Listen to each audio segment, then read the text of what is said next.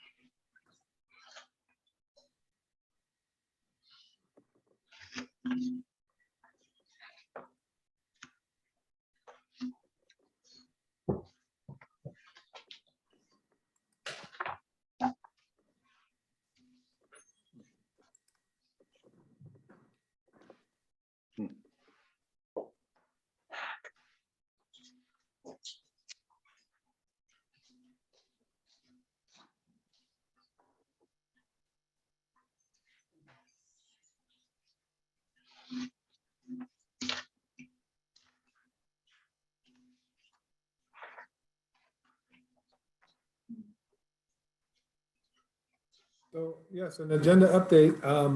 We're going to have Acting Chief Badia speak during the city manager's report. And I hope Sheriff Taylor is able to make it as well for a brief update on the sheriff's department as part of the city manager's report.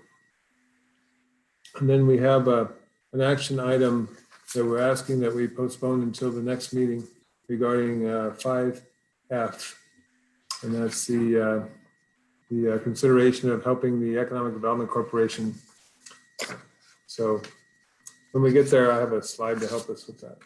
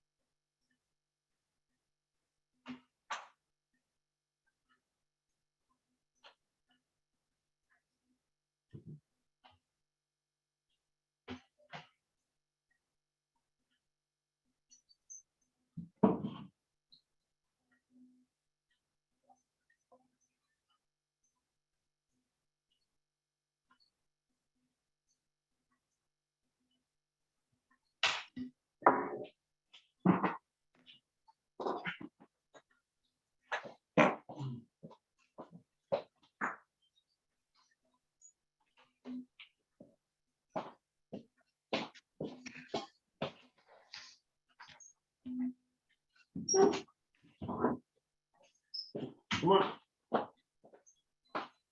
Sorry. kind of back up a little bit. You want to, Nico, you want to come in? Yeah.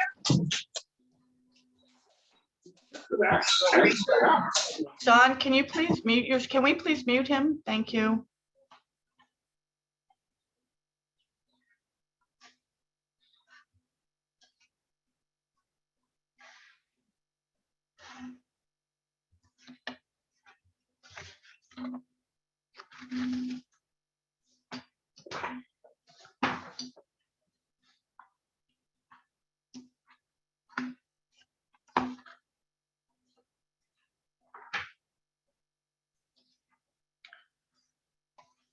Okay, I'd like to call this meeting to order.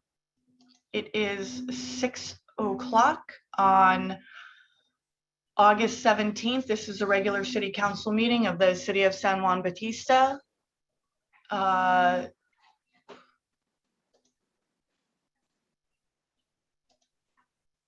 Do we have, we don't have, we do have a quorum.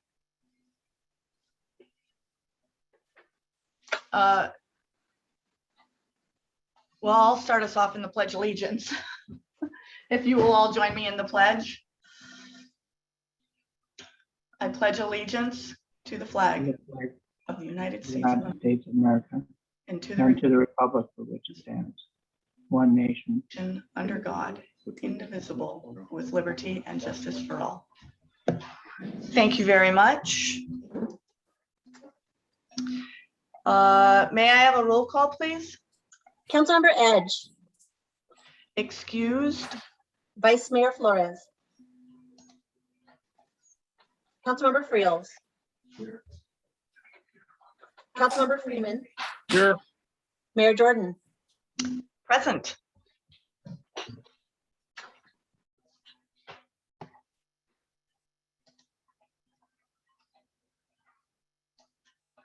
All council members are participating remotely pursuant to the governor's executive order number N2920 in order to minimize the spread of COVID-19 virus. Public comments can be made during the meeting by watching the meeting at Zoom at https://zoom.us/j/8855791120 or calling into 1-669-900-6833 and enter webinar ID 833-6722-2711. Public comment will be taken on agenda items before an action is taken by the council. When I open public comment for the item you wish to speak at, press *9 on your telephone keypad to raise your hand, or use the raise your hand icon to be identified when called to speak. And please limit your comments to 3 minutes. Do we have any public comments on items not on the agenda? If you would like to make a public comment, please raise your hand or dial *9 now. Madam Mayor, we have no public comments on items not on tonight's agenda. Thank you very much. 3 consent item. All matters listed under the consent agenda may be enacted by one motion authorizing actions indicated for those items so designated. There will be no separate discussion of these items unless requested by a member of the city council, a staff member, or a citizen. Council members, do you wish to remove or pull any items on the consent agenda? Councilmember Friels? No, thank you. Councilmember Freeman? No, thank you. Thank you. I do not either. Are there any members of the public who wish to? If you'd like to make a public comment on the item on our consent calendar, please raise your hand or dial *9 now. Madam Mayor, we have no public comments. Thank you very much. I will now ask for a motion. I'll move to approve the consent agenda. Thank you very much. Thank will you very second it. much. May I have a roll call, please? Councilmember Friels, Here. Councilmember Freeman, Yes. and Mayor Jordan.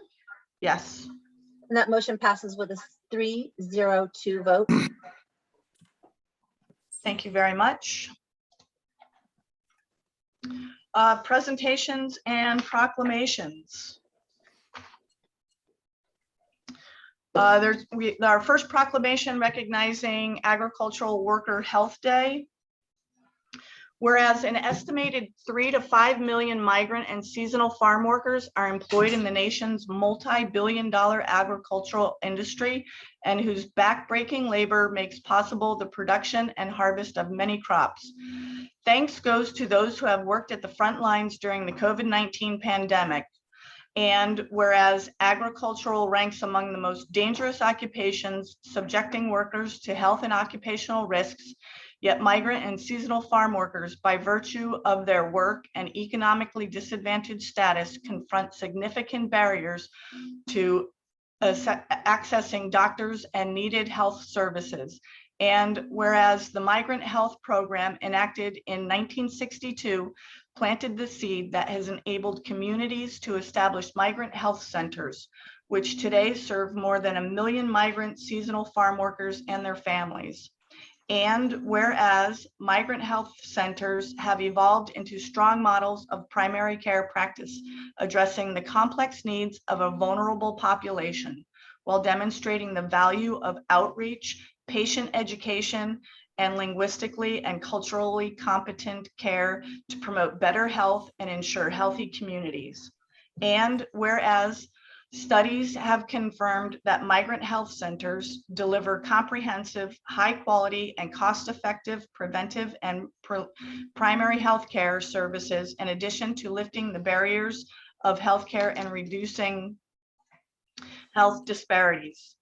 Now, therefore, the City Council of the City of San Juan Bautista hereby proclaims the 10th of August, 2021 as Agricultural Worker Health Day in the City of San Juan Bautista. Mayor, we were looking for, Irene Guevara. Hi, I good don't know. evening. We're here from the foundation. Good afternoon. This Oh. is Irene Guevara, the HR Director, and Jorge Terones, our Community and Patient Engagement Officer. Welcome. Thank you. Perfect. Thank you for accepting this proclamation for Agricultural Worker Health Day. Thank you. Would it be okay if we addressed the council? Absolutely. Thank you very much. Go ahead. Of course. So first and foremost, we would like to accept the proclamation and acknowledgement on behalf of our board of directors, our president and CEO, Rosa Vivian Fernandez, as well as our team at the Health Foundation. We appreciate and thank you all for your support. As you mentioned, about 4.5 million agricultural workers are here in the US, and over 20% of that receive services at our community health centers. The San Benito Health Foundation was founded in 1975, and in 2007, we joined forces of the federally funded community health centers throughout the nation. San Benito Health Foundation brings over $10 million worth of federal revenue into our community on an annual basis, and we're proud to have over 55 employees who've continued to show up and push through in pursuit of a healthy and safe community despite the pandemic. Last week, we celebrated National Health Center Week, and we were fortunate to host 2 food distributions and a community vaccine event that was held in collaboration with the Cesar Chavez Foundation and the United Farm Worker Foundation. And it was held in honor of the Agricultural and Farm Worker Health Day. These events that we held, all 3, were held in honor of the over 64 lives that have been lost to COVID-19 in our community. And we definitely especially wanted to honor 2 of our very own, Mr. Noe Montoya, who many of you know, as he was a foundation supporter, a friend, a volunteer to our organization, and Mr. Sergio Rivera, who was one of our founding members, who we also lost in December to COVID. Through the events that we served, there was over 732 participants, over 560 adults, and over 150 minors, for a total of 388 families that we were able to distribute food and groceries to. So as the struggle continues for the over 6,000, close to 7,000 community members who've been affected by the COVID pandemic within our community, we continue to fight and ensure that we can work towards helping the pandemic stop. So thank you. Thank you very much. 4B, proclamation recognizing National Health Center Week. Whereas for over 50 years, community health centers have provided high quality, affordable, comprehensive primary and preventative health care in our nation's underserved communities, delivering value to and having a significant impact on America's healthcare system. Whereas community health centers are a critical element of the health system, serving both rural and urban communities, and often providing the only accessible and dependable source of primary care in their communities. Nationwide, community health centers serve 1 in every 5 residents in rural areas. Whereas community health centers serve as beacons of essential resources and support in testing and treatment in the face of global coronavirus pandemic, and will continue to offer reliable, affordable, high-quality care against COVID-19 for America's most vulnerable and underserved communities. Whereas every day, community health centers develop new approaches to integrating a wide range of services beyond primary care, including oral health, vision, behavioral health, and pharmacy services to meet the needs and challenges of their communities.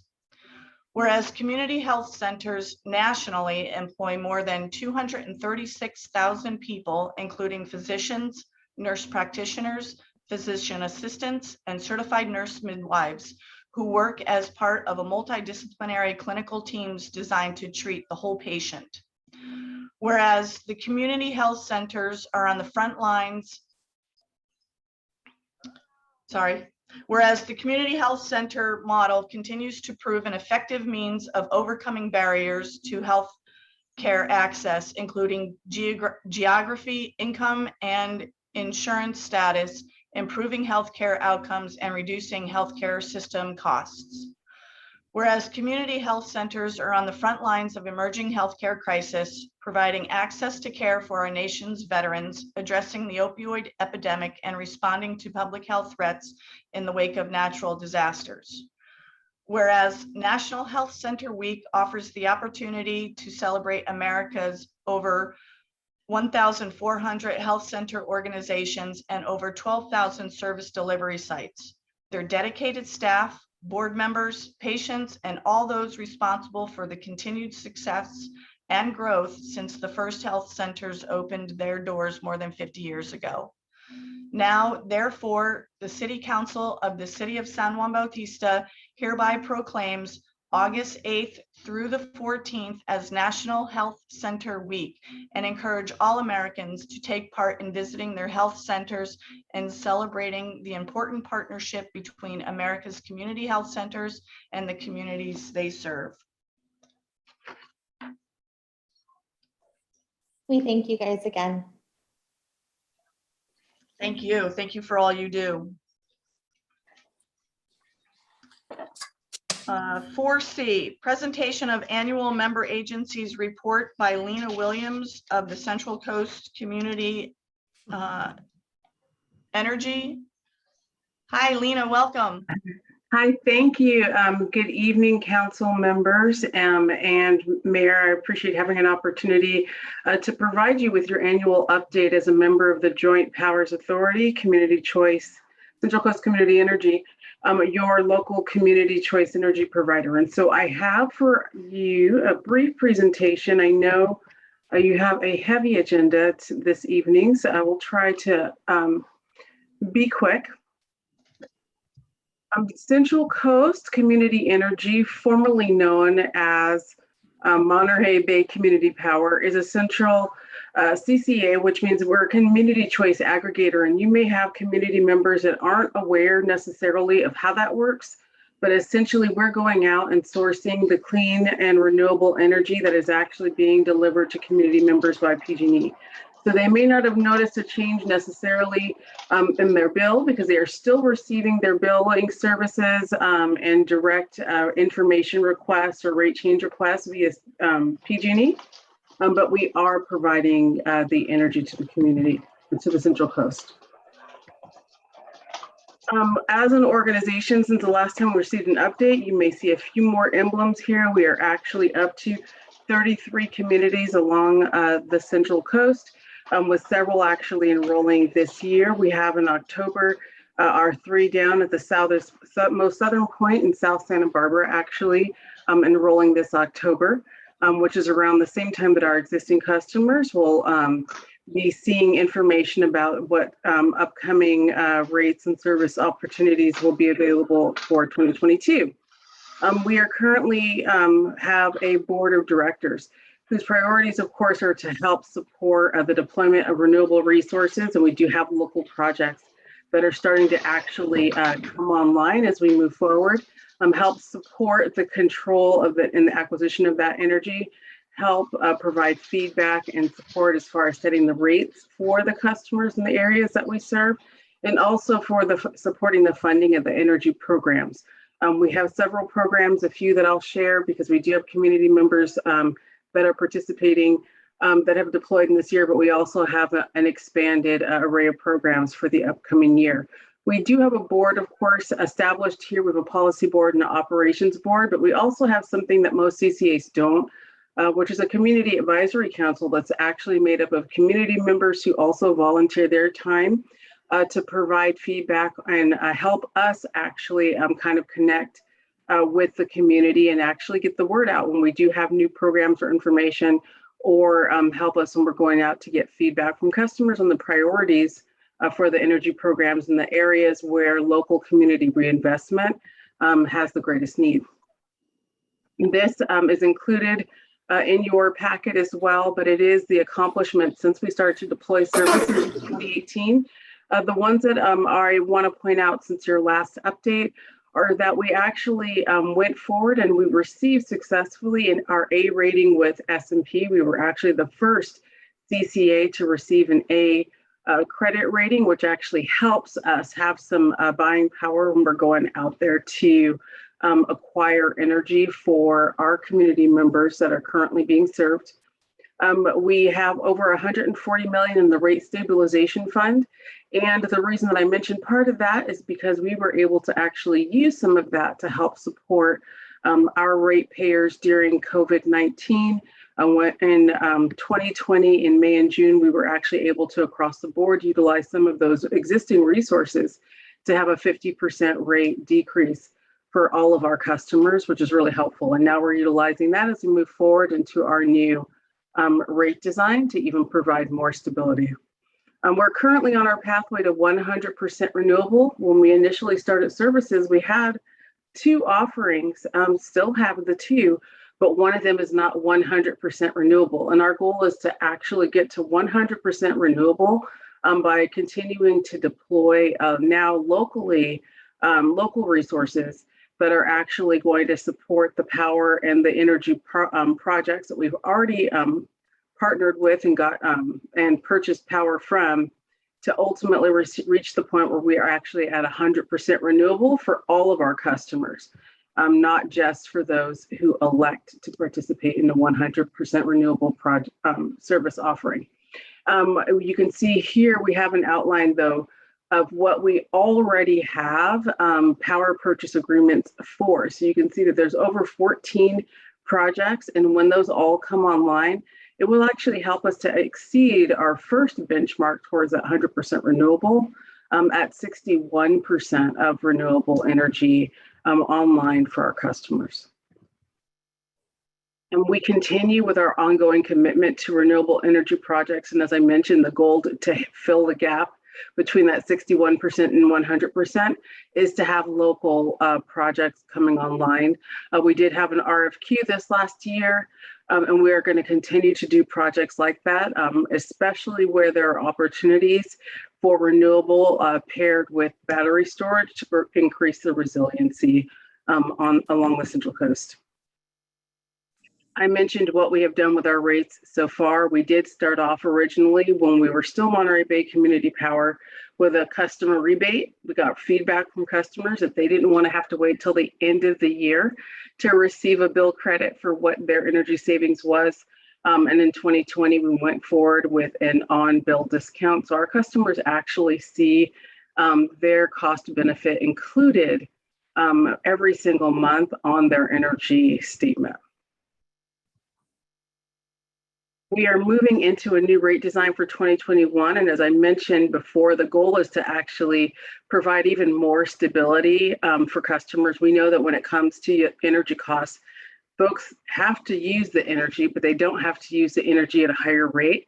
And it doesn't always have to come from fossil fuels. So what we're looking at is that our new rates are actually going to have more predictability. We'll be deploying rates that will actually be in place from January 2022 through December 2024. So we'll actually, when we publish our rate sheets out for the general public, those will be what they're able to actually look at and know on our side of the bill what they can expect. A more simplicity, so we're not having to go and have complicated rate structures. Once somebody has actually selected their rate on the PG&E side, we will have that rate that's established on the CCCE side for the customer, and they'll know what that rate is for 3 years. And most importantly out of all is the fairness, because we actually went back in the rate design and looked at what the actual cost to serve each customer was and what the actual usage looked like under our analysis for our service territory, because when PG&E establishes rates, they do so for all of their customers. And of course, we on the Central Coast don't use energy in the same way that customers, say in the Valley, might use energy. So we actually were able to take a look at how our customers are using power and set rates based on the cost to serve those customers. And then of course, continuing to be competitive. So not only are we establishing rates that are competitive with what a customer would pay PG&E, what we're seeing is that we're also saying that by setting those rates for 3 years, it means that every year you may have an increase on one side, but not have an increase on our side, which means that you're seeing an even more competitive rate as you progress through the three-year effective period for our rates. And then, as I mentioned, right, the goal is to not just meet the goals on the Central Coast, but to actually have rates and a financial impact on the Central Coast that really does two things, right? We're able to have funds to reinvest in the form of energy programs that help meet our goals, but then also those rates are set based on how, as an organization and a JPA, we actually want to prioritize what's happening with those funds. In our old model, we were just looking at a flat discount that didn't necessarily reflect what it was that it cost, like I said, to serve each individual customer class or generate necessarily the revenue needed to support the energy programs that we wanted to deploy.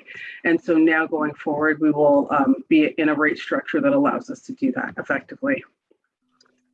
And then, of course, I have this summary of what I just kind of reviewed, but this is here in your packet. I like to also point out that we did look at it regardless of what customer class someone is in.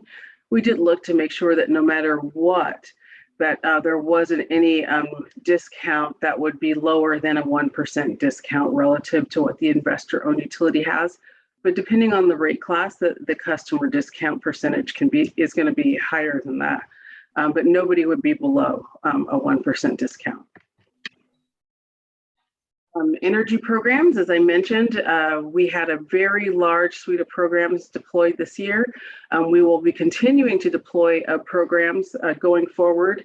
I mentioned that we have, when we started off 2021, and this speaking to the Community Advisory Council that I referenced earlier, we didn't actually have a built out an actual electric vehicle program, for example. Their feedback led to adding that to the menu of what was deployed for this year, and it's been really popular and will be continued into the next year. We're at that point where the new rates and program design for the upcoming year is coming up to the board for approval. So shortly, you should actually see what the full suite of the 21-22 programs are. But we have had applicants from every community in our service territory for our programs. Ag electrification is something that we did have both last year and this year applications coming from business owners within San Juan Bautista. Electrify Your Ride, still ongoing, still funds available. They've actually extended the program to go through to the end of September because there are still funds available. And this is for electric vehicles and hybrid vehicles. For anyone who is interested in finding out whether or not a vehicle that they have purchased this year is not qualifying on the list, they can check. Most customers, even though they don't know necessarily if they're customers of ours, there's a little walkthrough on the site for the program that actually shows them where to check on their bill to see if we are. Because if you purchased an electric vehicle this year or a hybrid vehicle this year, and you are a Central Coast Community Energy customer, then you can go ahead and apply for the rebate. And as I mentioned, they extended the funding to make it available through the end of September, so it's not too late to apply.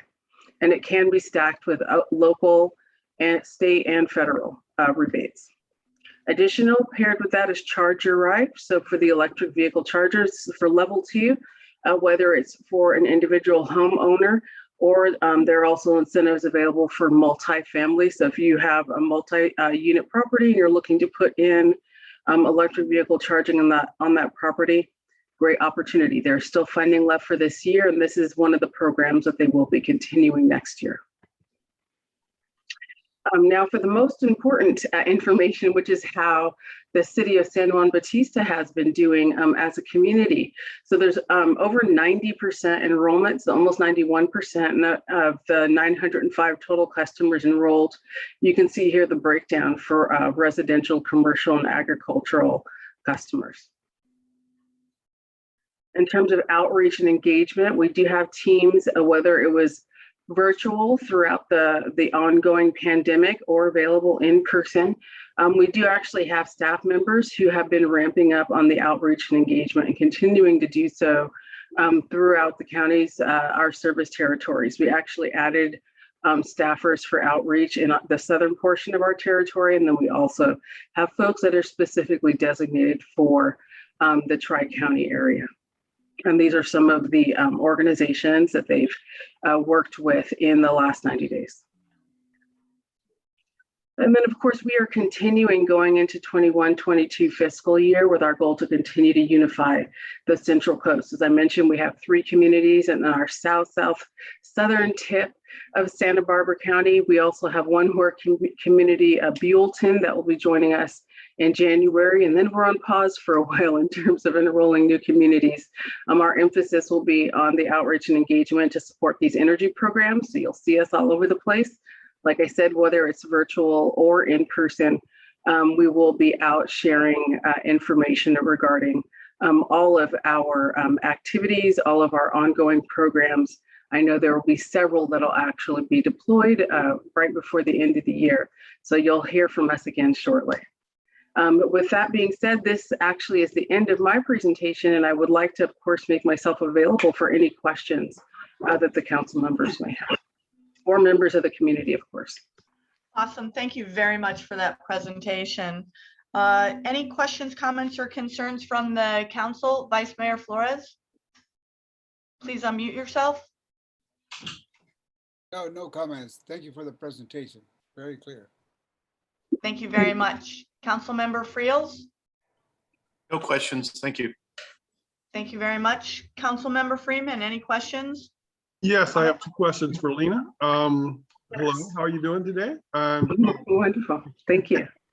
And is the NEM program, the net metering program, is that going to still be in effect, and how is that going to work? Oh, that's a wonderful question. So yes, our net energy metering program is still in effect. Going into 2022, we may be adjusting the way that we invoice customers for those that are not already receiving monthly invoicing for net energy metering. That will be available beginning in 2022. And I believe initially when we did talk about our 2022 rates, they weren't sure how they were going to be adjusting the net surplus compensation, if at all. My understanding is that when the new rates are put before the board in the special meeting that will be at the end of this month, and then of course again in September to the other board, that they're also going to include confirmation of the net surplus compensation rate And like the other rates as part of our new rate design, that will remain in place for a fixed period of time. Our current net surplus compensation rate will have been in effect for 2 years, actually, when we do make the change in January that is approved by the board. So we've had stability there for a long time ongoing, and we intend to continue that.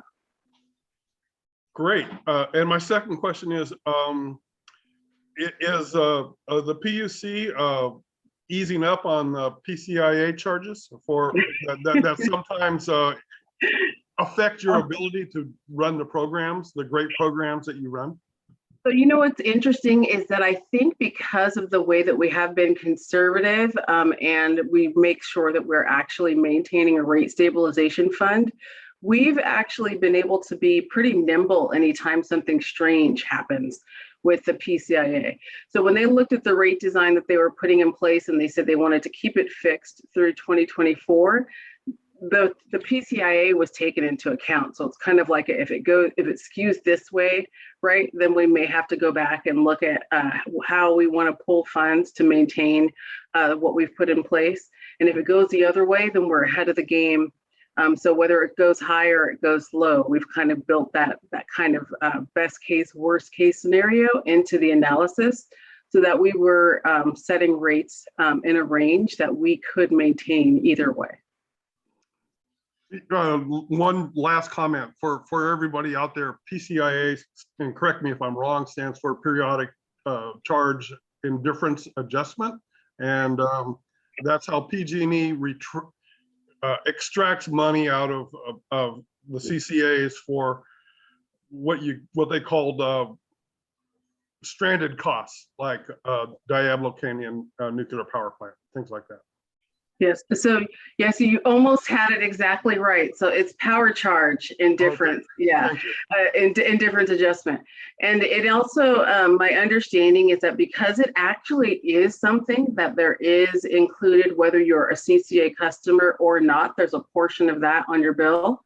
One of the things that's on in the pipeline is this push to actually include the same level of transparency for bundle customers as there is for CCA customers, so that folks won't think that when they're making the decision to participate with a CCA, they're deciding whether or not they want to pay for those charges, because it actually exists on both sides. That sounds great. Thank you. You're very welcome. Thank you very much. Do we have any questions from the public? If you would like to make a public comment now, please raise your hand or dial *9 on your telephone keypad. Madam Mayor, we have no public comments. Thank you very much. Thank you very much, Lena. Wonderful presentation. We appreciate you and your services. Thank you. Thank you. Thank you so much for having me. Thanks. 4D, Treasurer's Report and Monthly Financial Statements by our City Treasurer, Michelle Sabathia. Hi, good evening. Hi, how are you? How's everyone doing? Awesome. So let's jump into it. I'll have a brief overview for you guys on our financials. So if we're looking at the general fund, our net to date effect currently is a positive balance of $333,000. The month over month change was an increase of $181,000. On the revenue front, one of the items that stood out this month was the deposit from ARP, the American Rescue Plan, which is a government grant. John might have said some paperwork already, so you're probably already familiar with that. And then on the expenditure side, you'll see on the warrant listing that we paid out our normal vendors.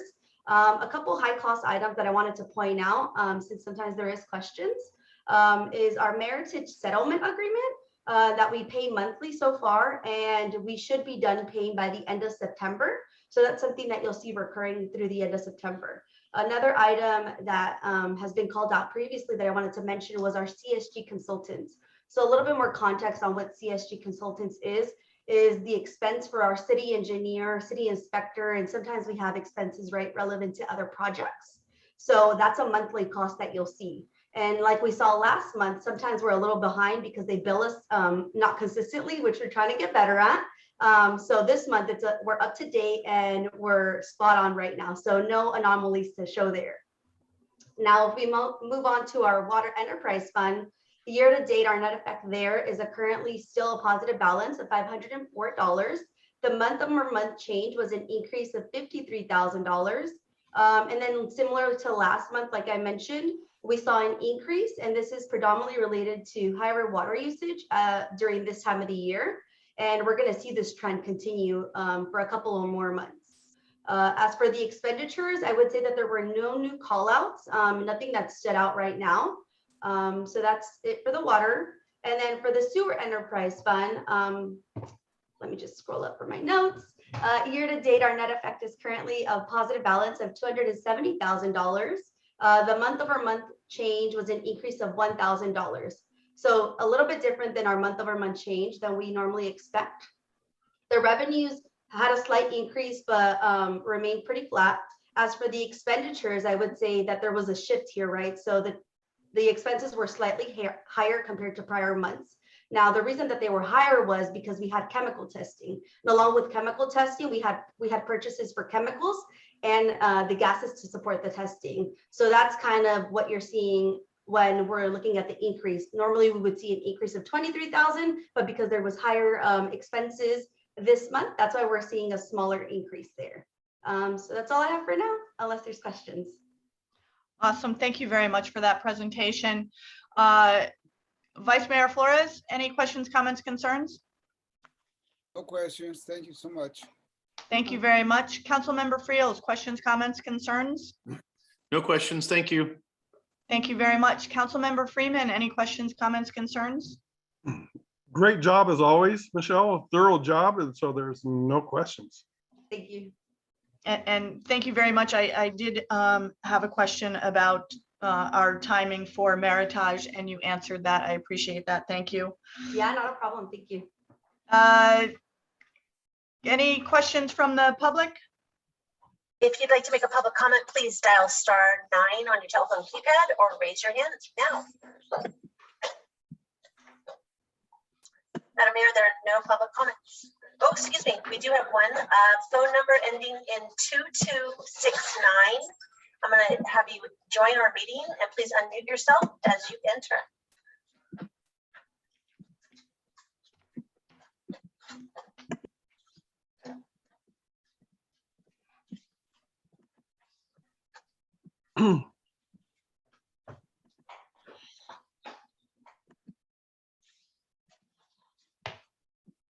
Hi, welcome. Please unmute yourself, and can you state your name for the record?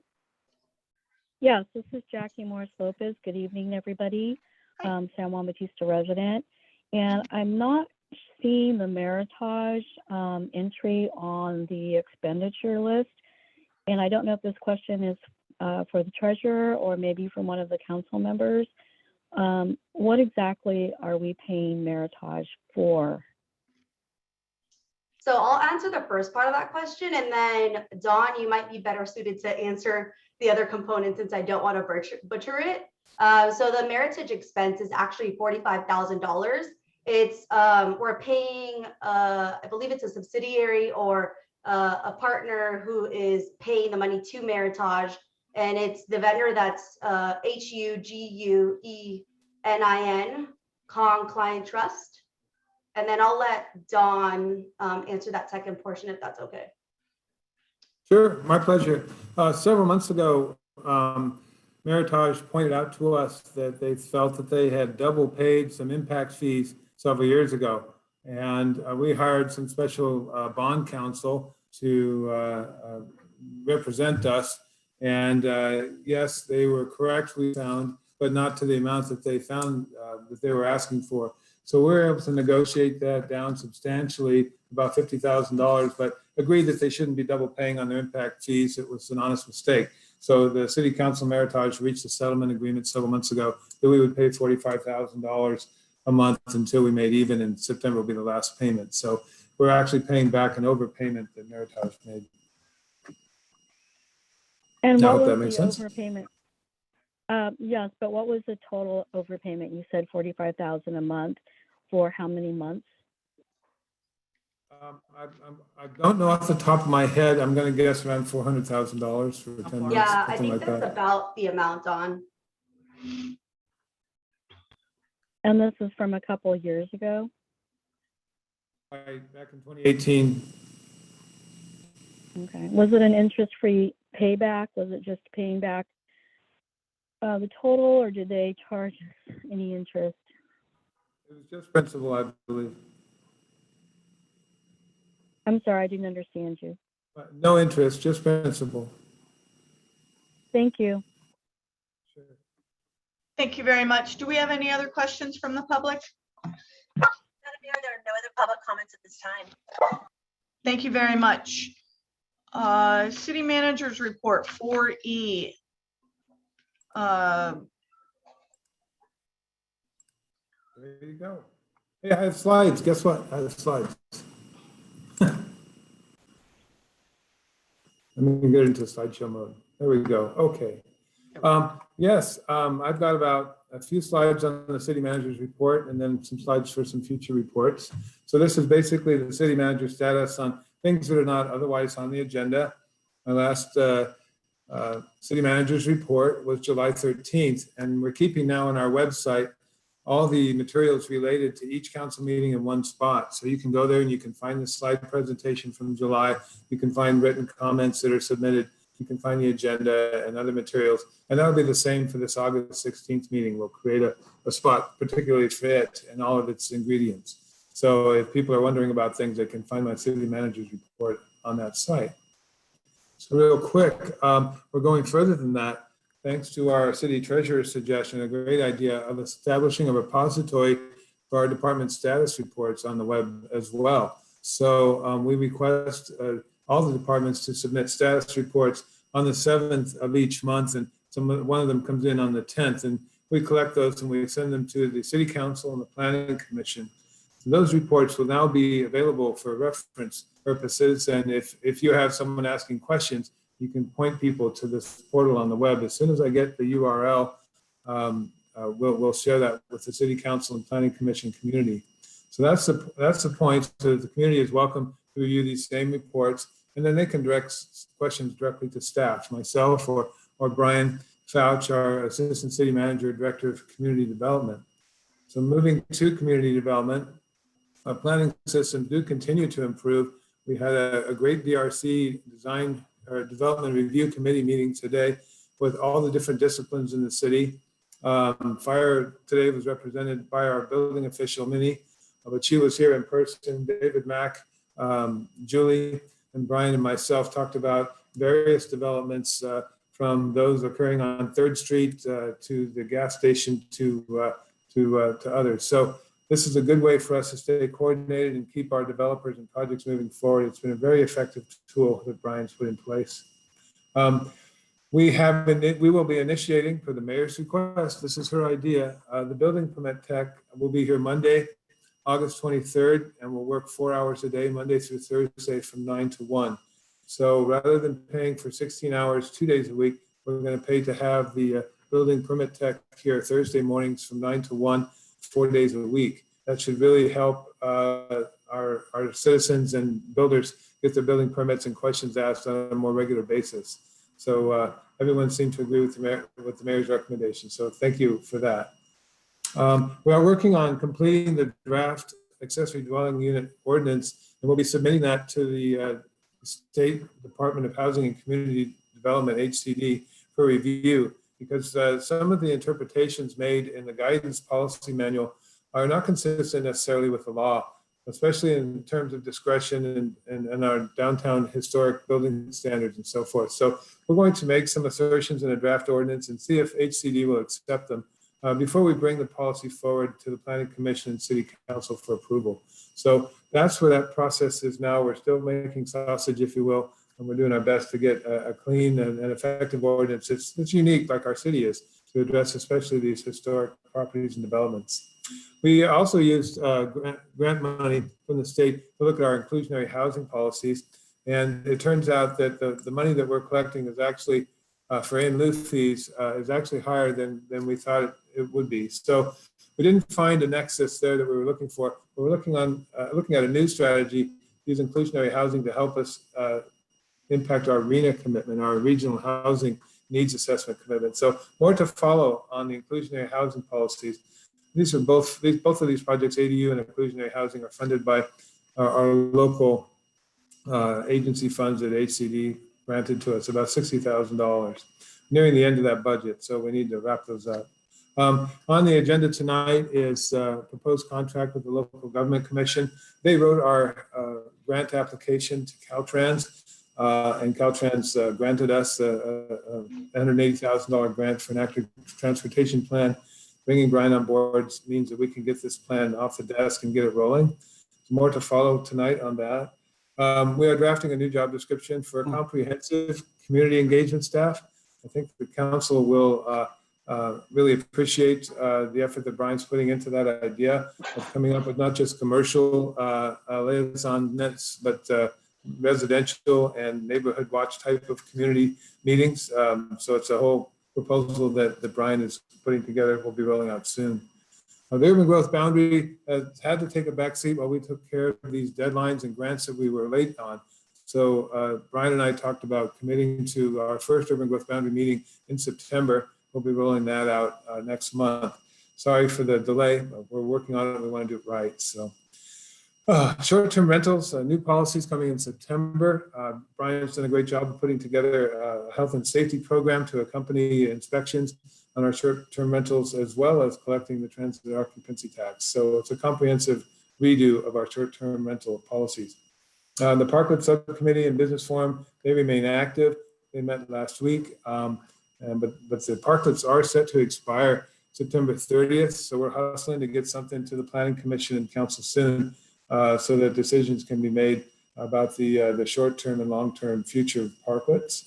We've been introducing Brian to economic development people in town, and of course, San Juan Committee and Jill Pagran's program and that committee's program and promotion of our downtown are critical. And Brian and I had a chance to meet Jill a couple weeks ago, so that's also a good thing. So Brian, as you've seen from the status reports, is definitely all in, and he's here tonight in case you have any questions on this or other matters.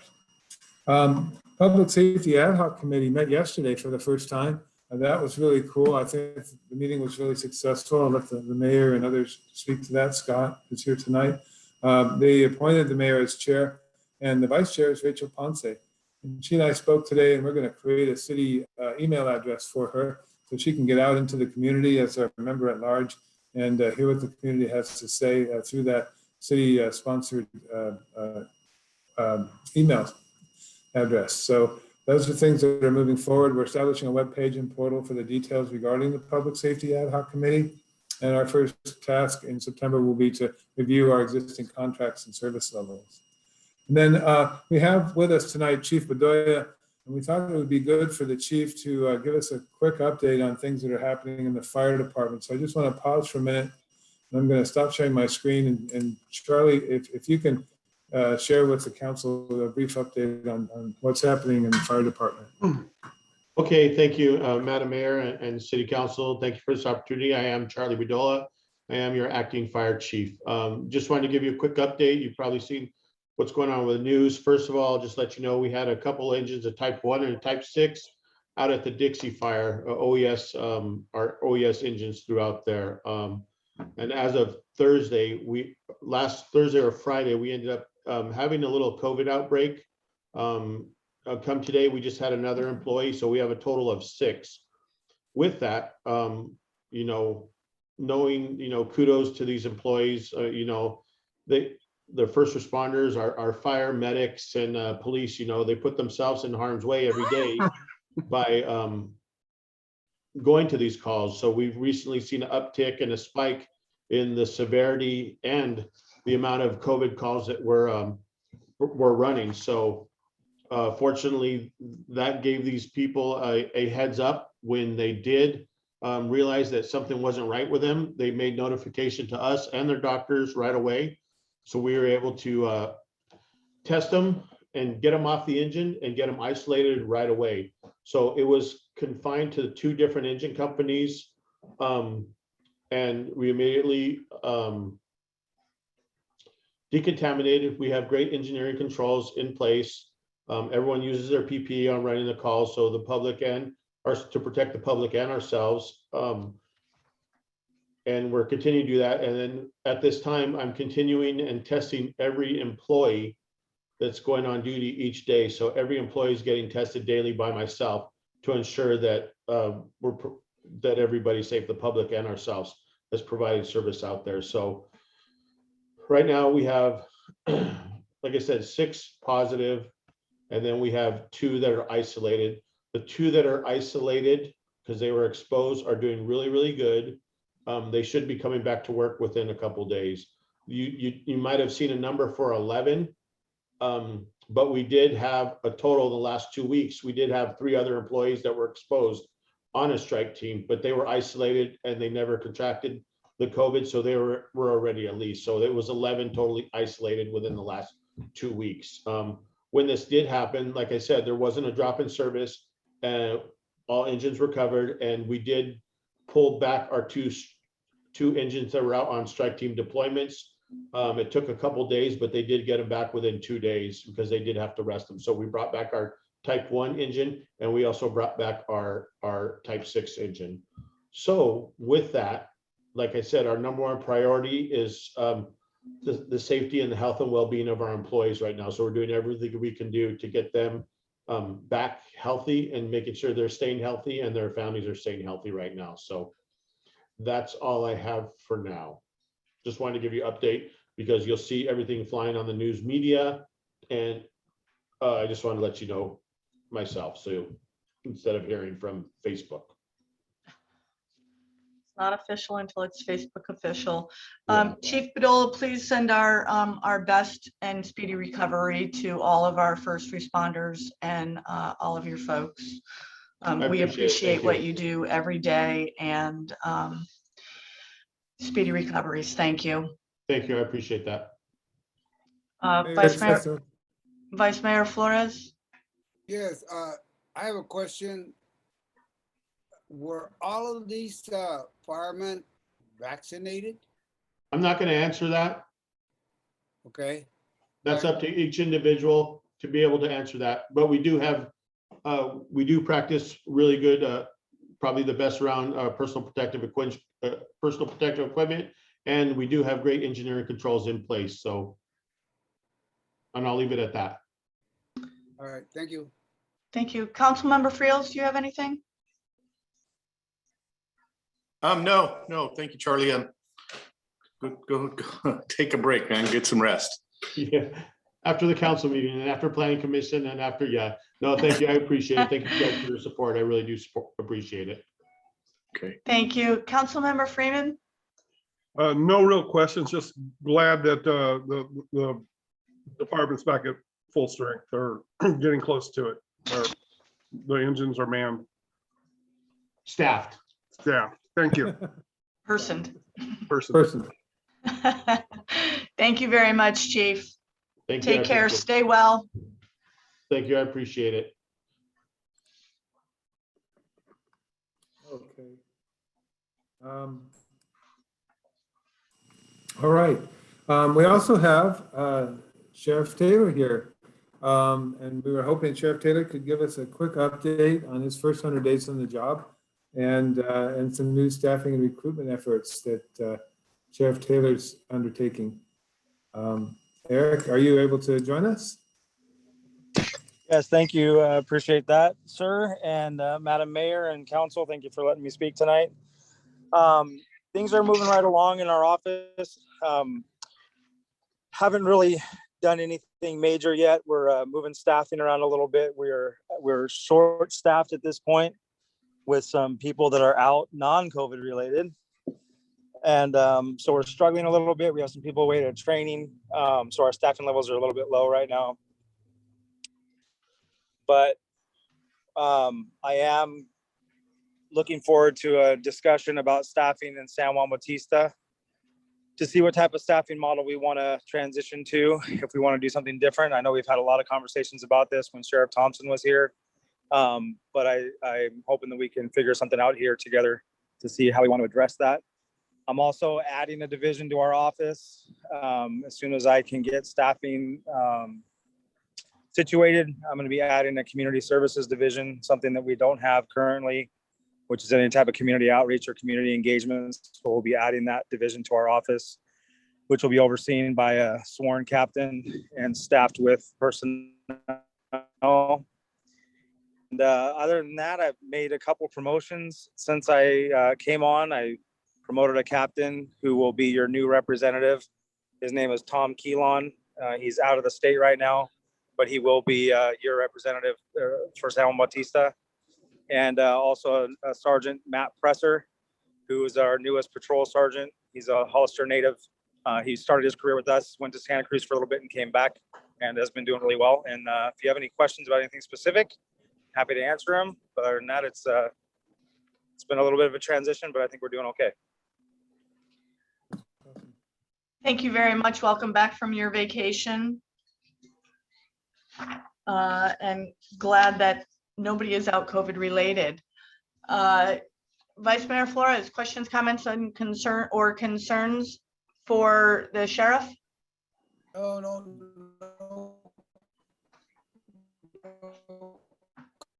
comments. Thank you there. Thank you. Councilmember Friels. No questions. I'm looking forward to working with you in the future. Thank you. Thank you very much. Councilmember Freeman. Thank you, Captain Taylor, and looking forward to working with you just like everybody else, and good luck with all the new challenges.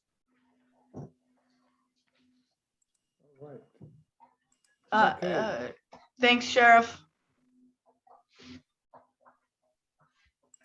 So with that, we did mention last month that we had some code changes we wanted to consider. I have not had a chance to meet with the city attorney yet regarding code enforcement, but the county did adopt a comprehensive review of their public nuisance and other codes and their fines. And so we want to include that in the vehicle enforcement and other things that we mentioned last month regarding code enforcement. So Deb and I will meet to talk about code enforcement as its own subject, hopefully to bring something forward soon.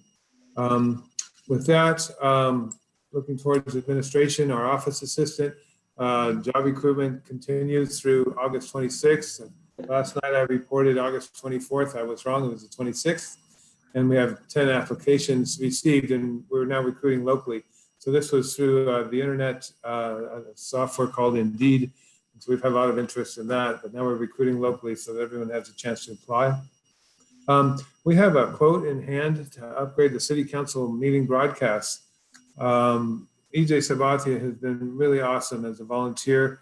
He has the technical know-how that we're lacking on our staff right now, me included. And EJ and I sat down for about an hour yesterday, reviewed 1.5 pages of specifications that covers cameras, sound, and recording systems, and is designed to, with the Hollister and county models in mind, using that same vendor as a sole source, so that all 3 systems are the same for our CMAP users to feel comfortable with using. But remember, we talked about having hybrid meetings in the future where the council meets in person and the public has the option of being involved either through Zoom or through in-person meetings. So that's what it's going to take. We've got a good budget for this already in place. So I'm glad to see that the quote came within budget. And I hope that we can improve these specs and start to make these purchases in September. That's how close we are finally. So appreciate everyone's patience in that. It'll be great when we put it together. And thanks again for EJ Sabathia and his support. In the library, we are installing our new AC unit this month, just in time for the hottest month of the year, I hope. And we're also talking about what other libraries are doing in the way of fines. Other libraries are finding in our MOBAC network of 8 different systems that eliminating fines actually encourages more use of the library and makes people feel more welcome and inclusive. The amount of fines that we were collecting every year was somewhere between $300 and $500. And I have to agree with the librarian that perhaps that small revenue is not worth it. We can just, I don't know, it's an old-fashioned way of doing business, and the library's asking us to reconsider that in September. I have a draft staff report on my desk now. So that's coming up in the future. So let me know if you have any questions about libraries and fines. Parks, this has been on our list every month, so I'll give a quick rundown. At the last council meeting, we looked at a final draft of the Luck Park Master Plan, talked about the location of the Jim Jack House and other things. So I expect a final draft in September for the council's approval. Franklin Circle Park is on tonight's agenda. Hopefully the community will be able to join us in a conversation later tonight. We did hand out the staff report to each member of the community, and we're looking at hopefully going out to bid in the next couple of weeks. Rudy Park design has already been approved. Of course, those are restrooms, and we're looking at bidding this in September with award in October. So hopefully both Franklin Circle Park and Rudy Park will be awarded for construction in October. Assessment districts, Valley Vista Assessment District is on this agenda. We met July 1st and we're budgeting for the deferred maintenance there. That's a later item on the agenda. And then next would be the Rancho Vista Planning Community Meeting late in August or early September. So as soon as I get past Valley Vista, we'll turn to Rancho Vista, and then we'll meet with the Copperleaf community and make sure that they all know what they're paying into and what they're getting back. Rancho Vista roundabout is the top item on the city engineer's desk. We believe, well, first of all, we had a pre-construction meeting. We had Don Chapin is going to be constructing this project. We talked about the traffic modeling and how we're going to work during construction with traffic and so forth, as considered by our council in January. They'll be keeping one lane open at all times, but they were optimistic if we could get our agreements executed, that they could be starting shortly after Labor Day. So with that, I thought I saw from Deb Mull today a completed reimbursement agreement for Meritage to sign. So I hope that we can get Don Chapin out there after Labor Day to start construction on the roundabout. It was a great pre-construction meeting because we had the other property owner and their attorney there, and they got to see for real that we meant business and that we have to move now. If we don't start this construction soon, we're going to be heading into a rainier season, colder season. And Don Chapin made that clear that we need to move sooner than later on this. So that's good news. And also we completed our 3rd Street striping and parking last week and getting favorable results and responses to that. We added 14 new parking spots downtown to make up for some of those lost by the parklets. So that's it on the city manager's report, and I'm happy to answer any questions, Mayor, City Council, or members of the community. Thank you very much. And thank you to EJ for all his help on getting the chambers ready. And if we go, when we go online and in person, are we continuing on Facebook, Food for Thought? I believe so, yes. The Zoom will have the same capability. Okay. Perfect. Awesome. Thank you very much. Lots of information. I appreciate it all. Thank you. Vice Mayor Flores, questions, comments, concerns? Please unmute yourself. No questions or concerns. Thank you. Thank you. Councilmember Friels, questions, comments, concerns? No question. Thank you for the report. Thank you very much. Councilmember Freeman, questions, comments, concerns? Thank you for the report. No real questions at this time. Thank you very much. Do we have any questions from the public? We do, Madam Mayor. Telephone number 2269, I believe this is Jackie. Please unmute yourself when you enter. And if anyone else would like to have a public comment on this item, please raise your hand or dial *9 now. Thank you very much. Welcome, Jackie. Yeah, thank you, Madam Mayor and City Councilmen and staff and other departments that are present. This is a very extensive City Manager report. Thank you, City Manager, very thorough. I just had a couple of questions and then a comment. In regards to, I'm looking at the packet here, there's a few photos of confiscated illegal fireworks.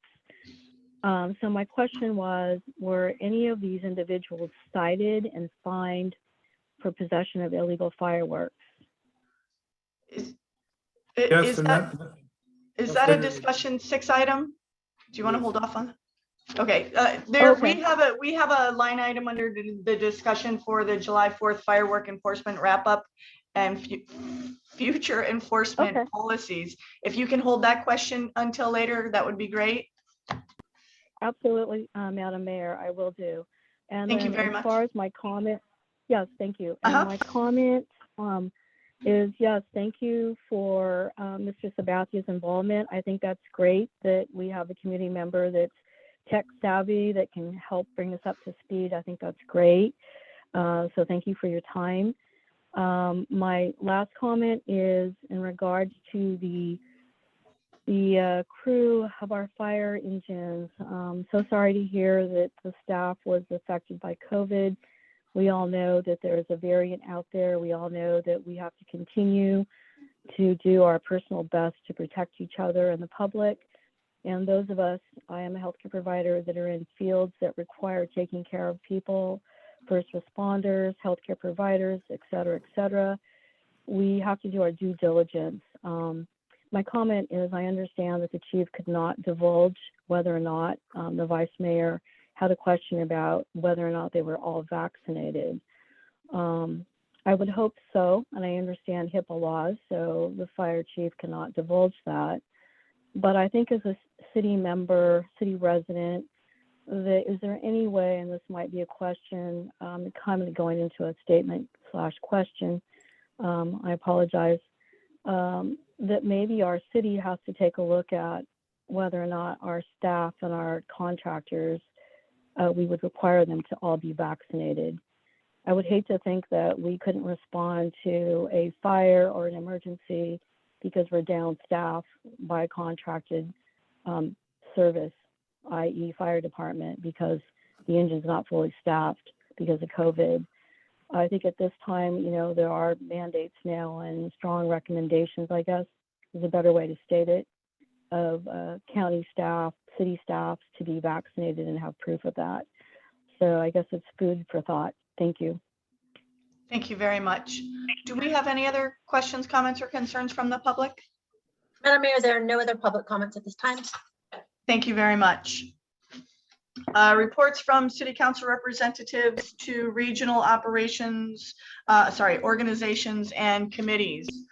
Vice Mayor Flores. Yes, I attended a LAFCO meeting, and just one of the items was providing city sewer connection to Sunny Slope Christian Center, that's in Hollister. And what was really informative was that they did a presentation, Bill Nicholson did a presentation on the LAFCO powers and duties. So everybody was very clear on what our responsibilities and our duties were and our power as LAFCO. And it was very informative. That's it. Thank you. Thank you very much. Councilmember Friels. Like Don said, we had our public safety meeting last night. I think it went well. I think we're all on the same page. And we're going to start getting our ducks in a row on that. And other than that, it looks like I'm going to be attending the COG meeting on Thursday in place of Mary. So I have the packet for that. I'll be going over that after I get back from the Giants game tomorrow. Thank you.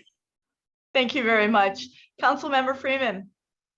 Yes, I attended an AMBAG meeting last week, and it was a pretty full meeting because we took the month of July off, and we approved a work plan for active transportation. Received an update on AMBAG's ongoing work about sustainable community strategies. That's a transportation plan also. And we had a long discussion on the 6th cycle regional housing needs allocation, often called RHNA. A few numbers. We're not going to get our numbers here in San Benito County till late September, possibly October. But the people in Santa Barbara got their numbers already. They've been rolling them out across the state, kind of in a sequence, and we're one of the last. And so I'll just give you one example. The city of Santa Barbara has a goal to build 29,297 units and for the next RENA cycle. That will remind you that's over 6 years. But that's a 165% increase from the last RENA cycle. So the numbers are going to be fairly, I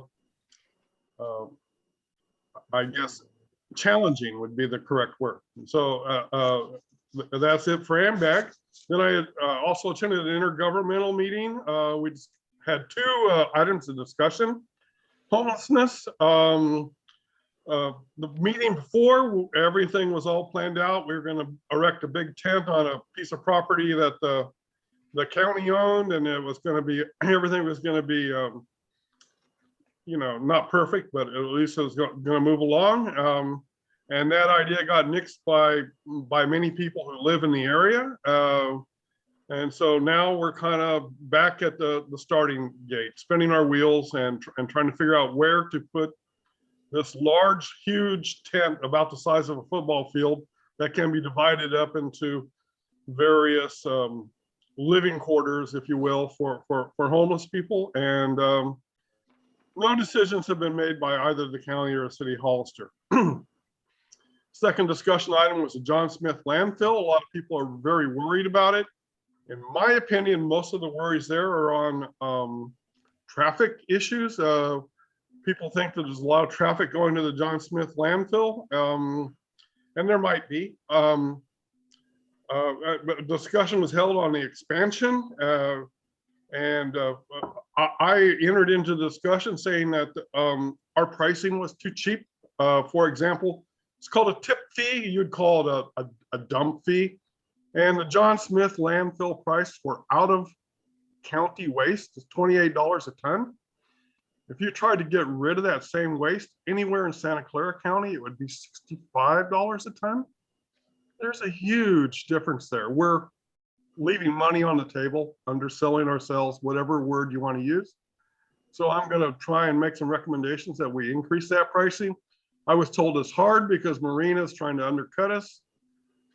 Down there, they have a large landfill off by the Water One plant. But it takes an hour longer to get there, and running a truck down the road is $150 an hour. So I still think we'd be cheaper. And I'm pushing to see if we can get a little more money for the county, get a little more money for Waste Connections, and that would go into the roads, improving the roads in San Benito County. So that's really it. Thank you very much. Thank you very much. I attended a Water Association meeting.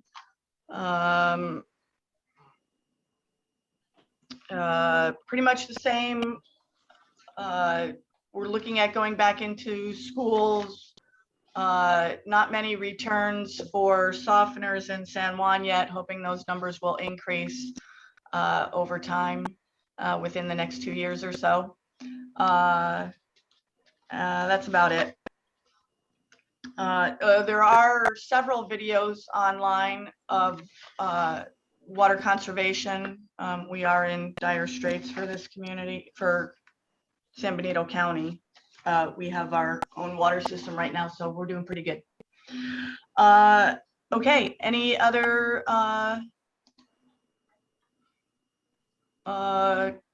questions, comments, or concerns? Anything else to report? Are there any questions from the public on this? If you'd like to make a public comment, please raise your hand or dial *9 now. Madam Mayor, there are no public comments. Thank you very much. Moving right along to our action items. 5, sorry, go ahead. Yes, I'm sorry, I cut you off.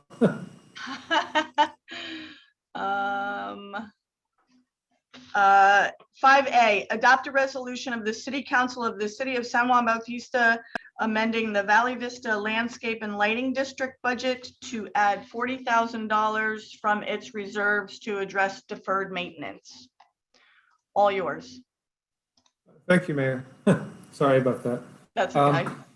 Following through on our budget conversation from June, we scheduled a community meeting with the Creek Bridge community known as the Valley Vista Lighting and Landscape Maintenance District. They pay into an annual fee to maintain the common areas in their district. And it had been so long, I think, since the community met with them that many of them were not quite clear on what they were paying for and how things were getting done. So it was long overdue to meet with the community. We had a really good turnout. I think I'm going to guess 30 people. I don't know if it's 30 homeowners. There are 35 homes in the whole tract. But a lot of people had great questions. And I went through a slideshow that described that when the district was formed back in 2002, 2003, there was a budget prepared by the engineering firms, and they estimated a much higher cost to maintain that district than we were currently paying. So we're paying about $23,000 a year right now to maintain that district. And back in 2002, 2003, they thought that it was going to be closer to $53,000 a year. There's a $10,000 biological resources study that was budgeted in that original budget for the first few years while the reclamation pond was being developed and so forth. And then there was $5,000 for tree trimming, and the maintenance by itself was estimated to be $18,000 a year. So we could be charging an assessment in that district about $1,600 per year. And we are not. We are only charging $618.94 per year right now. Nonetheless, these things are overlooked. Obviously, the tree trimming, and now we notice the painting of the gazebo and the lighting and the other things are all in need of attention. So we were sitting on a savings of equal to more than twice our annual budget there if we're spending $25,000, $30,000 a year to maintain the district. So I recommended at the July 1 meeting that we take some money and put it aside at the next council meeting and get some quotes to get some sycamore trees trimmed. And they're about $12,000 to get that done. We have an arborist coming in to look at the 2 giant eucalyptus trees to see if they're worth saving. And if they are worth saving, then how to best trim them. They definitely need some attention before the storm season comes again and another limb falls. So we're working to do that. And then the light poles themselves are all 20 years aging and blistering paint. And so they need attention. We have replaced the broken globe that was noted during our earlier conversations. So we're getting the lights up to speed. And we've got about a $12,000 or $13,000 bid to do the painting of the gazebo and the lights. And we have, per the request, it's the rules. We've gone out, we've gotten 3 informal bids on all of these things. And if the council were to approve allocating $40,000 from their reserve account, the city would be in position to start making improvements there as soon as possible. So that's the nature of the resolution that I'm presenting tonight, that the city council approve an appropriation from their savings account for tree trimming, assessing the health of the eucalyptus trees, painting the streetlight poles, and repairing and painting the gazebo, and then clearing the stormwater retention basin of all the cattails and getting out the debris before the rainy season comes. So that's the nature of this report. We're following through as promised with the Valley Vista Assessment District.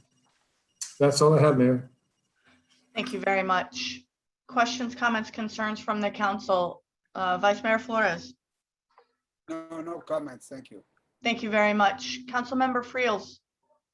Just a couple. The pond that's Don, that's pretty much storm drainage. Is that what that pond is for? Yes, stormwater retention. Okay, yeah, it holds water. I mean, there's ducks on it. It's pretty incredible. It's not supposed to, yeah. Yeah, that's probably one of the nicest planned subdivisions we have in San Juan. It's just a nice park, like little community. The 12K for the trees, that sounds like it's pretty spot on. I mean, just have a single tree removed up in Groveland for us was $3,000 to $4,000. So, and tree crews are going to be hard. Well, I'm happy we got some bids because tree crews are going to be busy here pretty soon. Right. As far as the eucalyptus trees, I'm all for making those go away. And those who know me know I hate those trees. So it's they're getting pretty gnarly. They're getting pretty scary looking. That's about all I have. Thank you. Thank you very much. Councilmember Freeman? I'd just like to echo what Scott just said, except I would just add, send those eucalyptus trees back to Australia. Other than that, about the same. Thank you. Yeah, non-native hazardous, snap like toothpicks in the wind.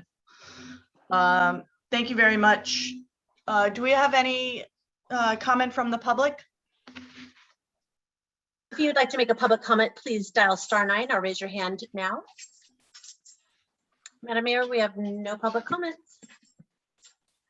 Thank you very much. This is an action item, so I will entertain a motion to amend the Valley Vista Landscaping and Lighting District budget, adding $40,000 from its own reserves to address deferred maintenance. I'll move it. Thank you very much. I'll Do second I it. have a second? Thank you. Roll call, please. Vice Mayor Flores, Yes. Councilmember Friels, Yes. Councilmember Freeman, Yes. Mayor Jordan. Yes.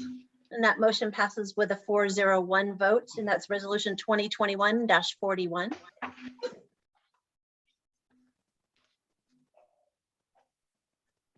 Thank you.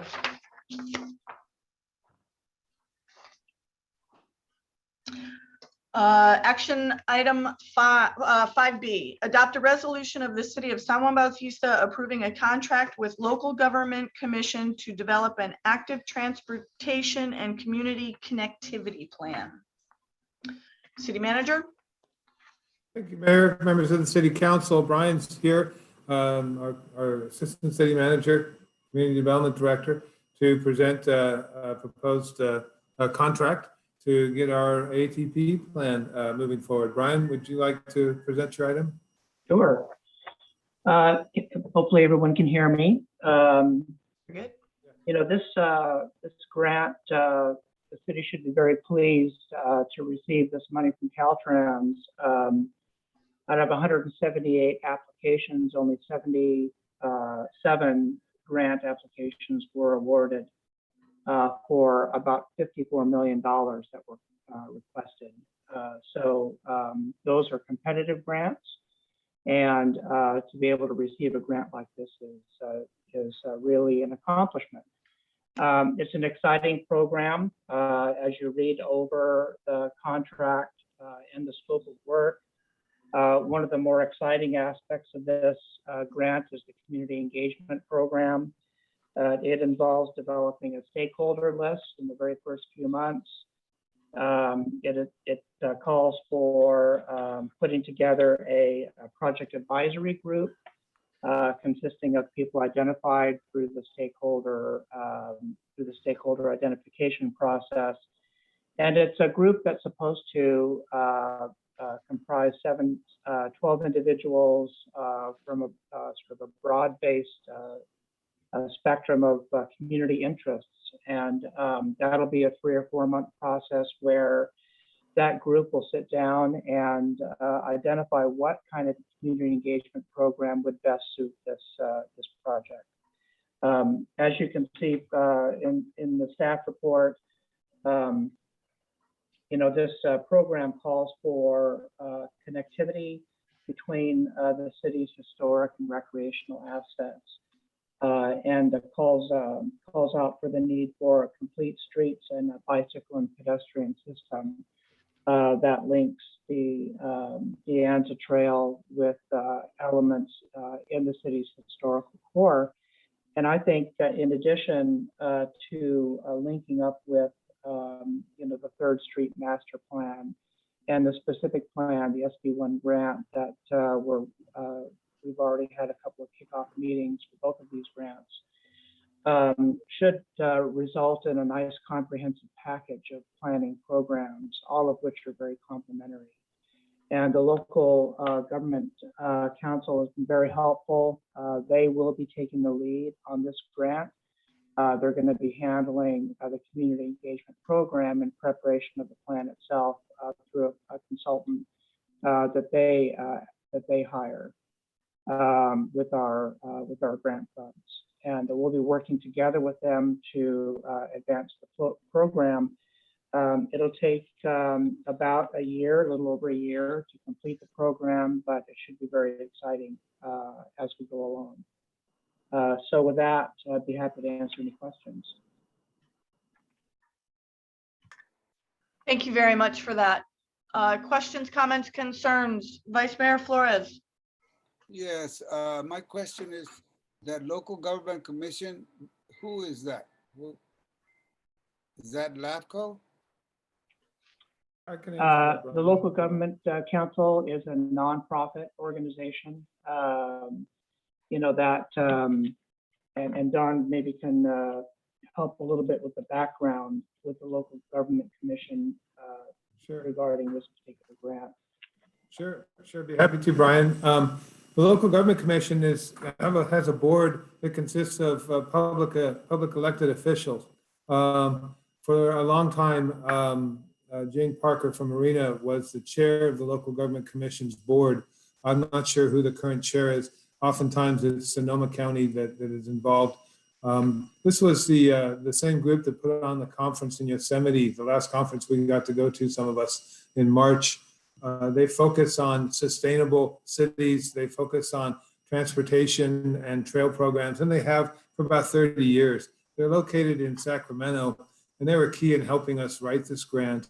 And I had worked with them on 2 other occasions in Salinas, doing what's known as a design charrette, where the community comes out and gets to work with maps and pens and pencils and draw things. And then they're really good at assimilating all that information and saying, this is what we heard, and this is what the community told us on this weekend or during this month of community engagement. So they're experts at community engagement and taking the community's message and putting it into a plan and a strategy to build this trail system. So that's who they are. They're a nonprofit, and I just think they do a great job. So anyway, they have a website. I'm happy to pass the link on to any of the council members.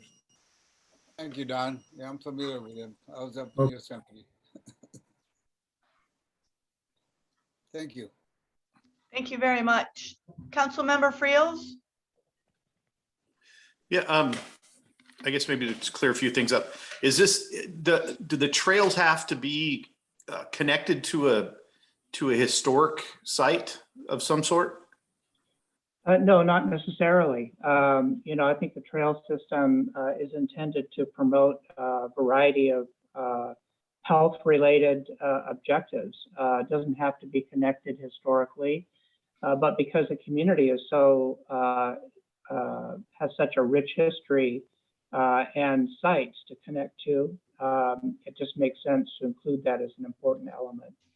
And then, the important thing, I think, is to make sure that all the assets of the community, can be connected. And some of these programs, over the years, have funded just a sort of variety of different active transportation programs. If you look at Caltrans's website under the Sustainable Communities Program, and you look at the 2021 archive of funded grants, the variety of projects is enormous. So it just depends on the local asset. And like I said, we have a rich history, and so it just makes sense. Okay. So can we use some of this funding for the future Washington Street Park? Let's say if we put a walking path in there, maybe even go with interpretive plant life or whatever. It's almost a 3-acre park. Is it something we could use it for? Well, I would say that, this is all about connectivity. I think if one of the things that will happen is that some of these areas that need to be linked, maybe the park would be called out as the node, for example, along the trail system. Sometimes it's possible to sequester some money for site-specific design.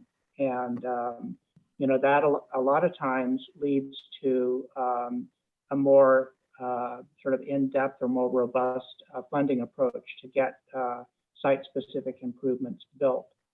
The purpose of this grant, if you read through the scope of work, is to identify funding sources for construction of project improvements. That's a very important element because otherwise we just have a plan that sits there. So I would say yes. The important thing with this trail system is to make sure that there is a way for people to know where the resources are along the way, and to fund a program to build those connections. And then in my experience, active transportation programs do look at site-specific improvements that might enhance the overall experience. So it's a journey. This isn't the only active transportation grant program that the city will be involved in, I'm sure. Okay, thank you. Maybe I can even go one step further. If the Orchard project goes through, and we've been kind of discussing with that developer about punching a trail through, that would be probably our safest route to get over towards the old stage road. And since it's along Lang Street and this Washington Street Park is part of, touches Lang Street, we may be able to maybe incorporate everything into it. Yeah, and we have been talking to the developer about pedestrian bicycle connections along Lang Street, lower and upper Lang Street. So, there's a lot of opportunity here to see where that trail might best be located and to work with the development community where we have an opportunity for sure. Yep. Okay. Well, thank you, sir. I appreciate it. Thank you very much. Councilmember Freeman. Yes, thank you. I do have a question. I'm really in favor of this, and I really want a lot of San Juan to be connected. One of the more important things that need to be connected is the De Anza Trail. However, the trailhead is actually in the county. I was wondering, will we be able to work with the county? Will we be able to use that money to make the trail go out there? Is there any limitations? Do you see any problems? Because I would like to make that occur.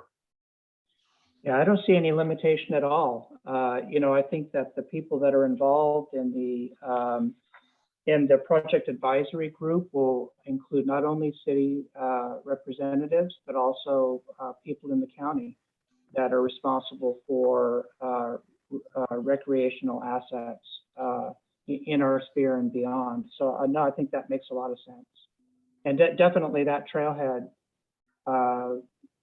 will be a focus in the plan. I think it would be an omission not to include it. Yes. Thank you. I agree completely. Thank you. Thank you very much. Thank you, Brian. Thank you to the council members. Do we have any public comment? If you'd like to make a public comment, please raise your hand or dial *9 now. Madam Mayor, there are no public comments. Thank you very much. Thank you, Brian. Thanks, Brian. Thank you. 5C, I'm sorry. Can we get a motion to adopt a resolution of the City Council of the City of San Juan Bautista approving a contract with the Local Government Commission to develop an active transportation and community connectivity plan? So moved. Thank you, Councilmember Freeman. Second? I'll second it. Thank you, Councilmember Friels. Can I have a roll call, please? This is resolution 2021-42. Vice Mayor Flores. Aye. Councilmember Friels. Yes. Councilmember Freeman. Yes. Mayor Jordan.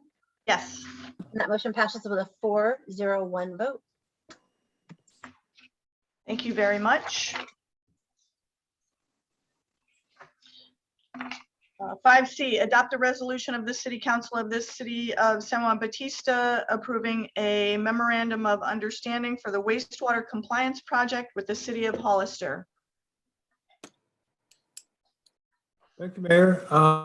It's been a long time working on this MOU, at least 6 months of our calendar year, and this is the 8th month. So been working hard, not just with the City of Hollister technical staff, but with Stantec designing our current force main. And this is what this is all about. It defines sets the fees, the water volumes and quality controls necessary for Hollister and San Juan Bautista to agree for Hollister to accept our wastewater, our domestic wastewater. So this is the cornerstone of this project. And one of the reasons it's taken so long is that there's a lot of engineering and a lot of math and just a lot of analysis that's gone into it. But I bring this forward to the council tonight with confidence that the Hollister technical team has reviewed it, agrees with the volumes that we're estimating, agrees with the quality controls that we have in place. So we've made changes. We've made changes to our design since we hired Stantec in February, including requiring all 3 industrial users to come to a single point out at the Coke lift station where they can all be monitored for volume and quality independent of each other, and then enter into the city's force main as it travels its way to Hollister. So these are the kinds of changes we've made to assure Hollister that we're sending it only domestic wastewater that we control on a 24/7 basis. We're building that into our system. And so that's one of the reasons the MOU didn't come to you in April like I was hoping, but it's coming to you now. In terms of the cost analysis and rate study and our funding and grant applications, they're all waiting on the MOU to become final. I was hoping that Hollister would bring this forward to their council last night, but they chose to wait until the city approved it. So I have assurance that Hollister will be considering the MOU if the city approves it tonight at their September 7 meeting. And this is a big deal. I'll discuss a little bit later the role of the EPA in this whole conversation, because this was the one point in all of our accomplishments they wanted to see happen first and foremost. You need the MOU with Hollister, guys. So this is it. And I'm happy to answer any questions, technical or otherwise. I'm just so happy to bring this forward to you. It's such an accomplishment for us. So with that, Mayor Jordan, if anyone has any questions, I'm here standing by. Thank you very much for this. Vice Mayor Flores, questions, comments, concerns? No concerns. I have a comment. Good job there. It's a well worked out plan, looks like. I'm all for it. Thank you. Thank you very much. Councilmember Friels. No question, just a comment. Dawn, strong work on this. I know you've been busting your hump on it for quite some time, and it looks like it's starting to happen, and it's fantastic. Thank you. Thank you. Thank you very much. Councilmember Freeman. Thank you, Don, for working so hard. Just kind of echoing what Scott said. I think it'll be a major accomplishment for all of us when it gets done. Thank you. Thank you, John, for being on our water committee. John and Leslie got a preview of this a couple weeks ago, and thank you for your support, your technical help on the water committee, both of you. Thank you. Yeah, long time coming. I'm super excited and happy that this is coming to fruition. Well done. This was a task and a half. With the metering, have we seen any spikes from the other two yet? No, we haven't. So, and we've invested that when the treasurer reports that some of our wastewater expenses have been higher than anticipated, it's because we've gone the extra mile. So there was no flow meter for Coke out at the Coke lift station. Earthbound and Coke agreed 20 years ago that Earthbound would pay for all of Coke's wastewater being sent to us, so it hadn't been measured. And so when we started to point the finger at now Taylor, they'd say, oh, it's Coke's fault. So we've had to do some preliminary work to separate the two and the existing conditions to clearly show each of the users who's on target. And frankly, Coke is on target. They're below their limits in volume and they're below their limits in chemical testing. So they are the model, the model child right now. Well, I thought you were referring to the volume of water we received from Earthbound just last month was 56,000 gallons, 56 gallons 6,000 gallons per day. And their agreement says no higher than 25,000 gallons a day. So I was texting them last week, trying to get them to call me, and I'm trying hard to get in touch with them before the end of this week. We need to take some action with Earthbound right away for numerous reasons. But that's what the MOU has forced us to do, and forced us to communicate better with our industrial users. So that's the next on the target. It's communicate with them better. I didn't get to True Leaf. True Leaf is sending the appropriate amount of volume to us, but its chemical numbers are high. So we need to study that further and talk with them further. It doesn't appear to be just domestic water coming from True Leaf, and we need to figure out why. Okay, perfect. Thank you so much for this. I'd like to entertain a motion. Oh, I'm sorry, public comment. Do we have any public comment on this? If you'd like to make a public comment, please dial star. Please dial *9. Sorry, Madam Mayor, we have no That's public okay. comments. Chocolate Lab comment. Do we have any? Shake your head, yes or no? No, okay. No public comments, Madam Mayor. Perfect, thank you very much. I'll entertain a motion now to adopt a resolution of the City Council of the City of San Juan Bautista adopting a memorandum of understanding for the waste compliant project with the City of Hollister. So moved. Thank you I'll very second much. it. I'm sorry, John, you seconded it? Yes, Thank you very much. Thank you, thank you. May I have a roll call, please? Vice Mayor Flores, Aye. Councilmember Friels, Yes. Councilmember Freeman, Yes, Mayor Jordan, Yes. and that motion carries with a 4-0-1 vote.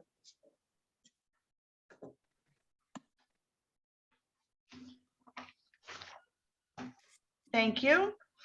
Action item 5D, adopt a resolution of the City Council of the City of San Juan Bautista approving a memorandum of understanding with the San Benito County Water District for Hollister Urban Water and Wastewater Master Plan 2021 update.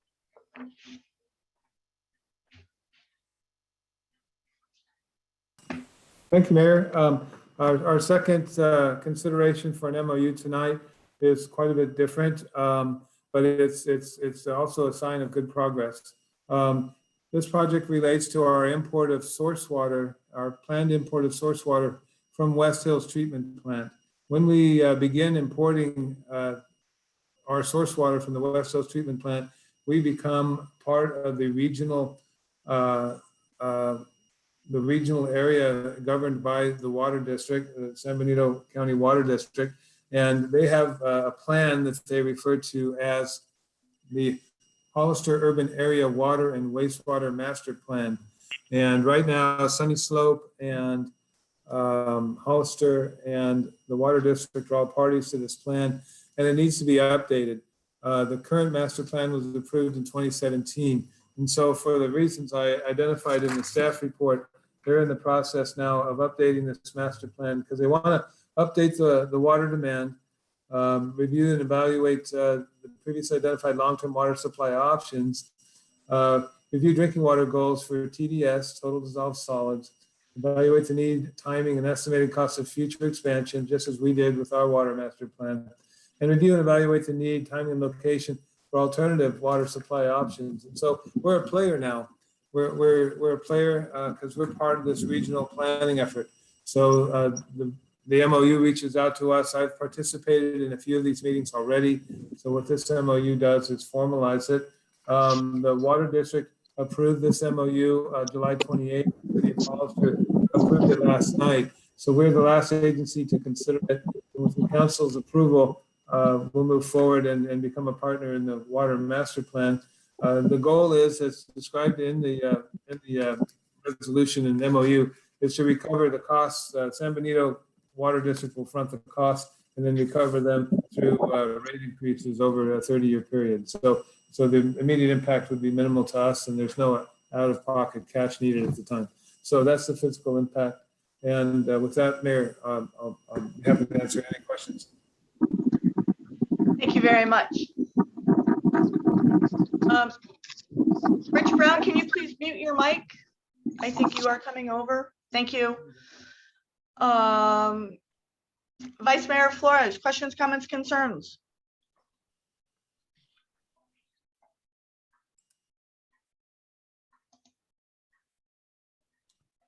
What's that? No comments.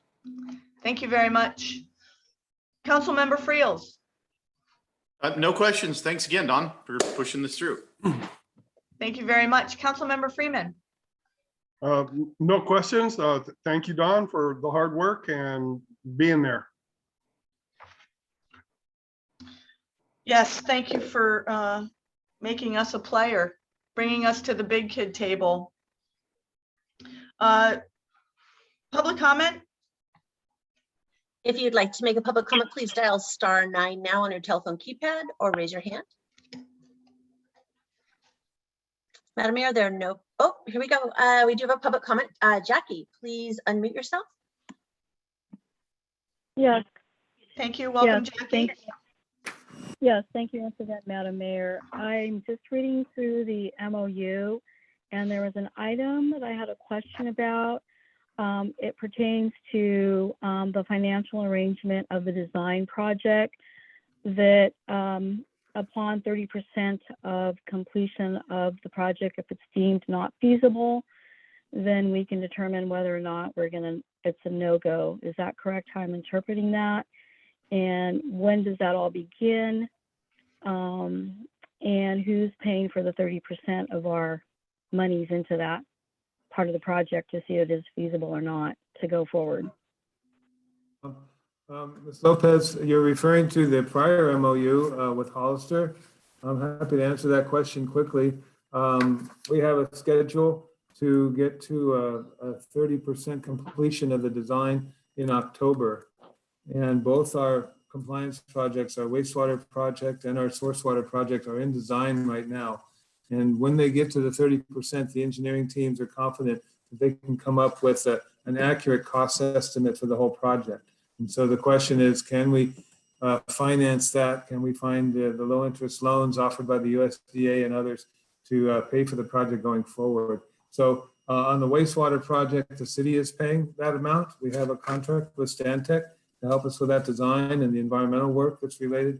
And then on the source water, the San Benito Water District is fronting that amount. But if it is determined that the source water project is not viable, then the city would be on the hook for about $180,000, but it would pay from its water enterprise fund.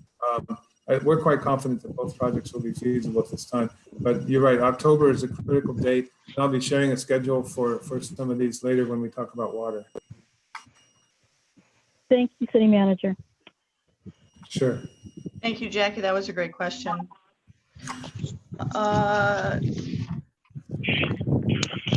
Any other public comment? No, Madam Mayor.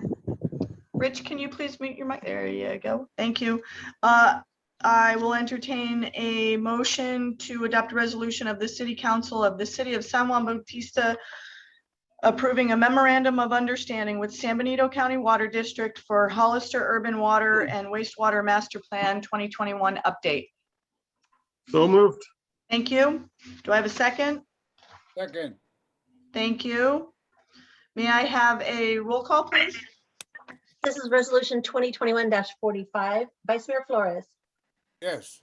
Councilmember Friels. Yes. Councilmember Freeman. Yes. Mayor Jordan. Yes. And that motion passes with a 4-0-1 vote. Thank you very much. Action 5E, adopt a resolution of the City Council of the City of San Juan Bautista awarding a consulting services agreement to California Consultants, Inc. for grant writing and administrative services. City Manager.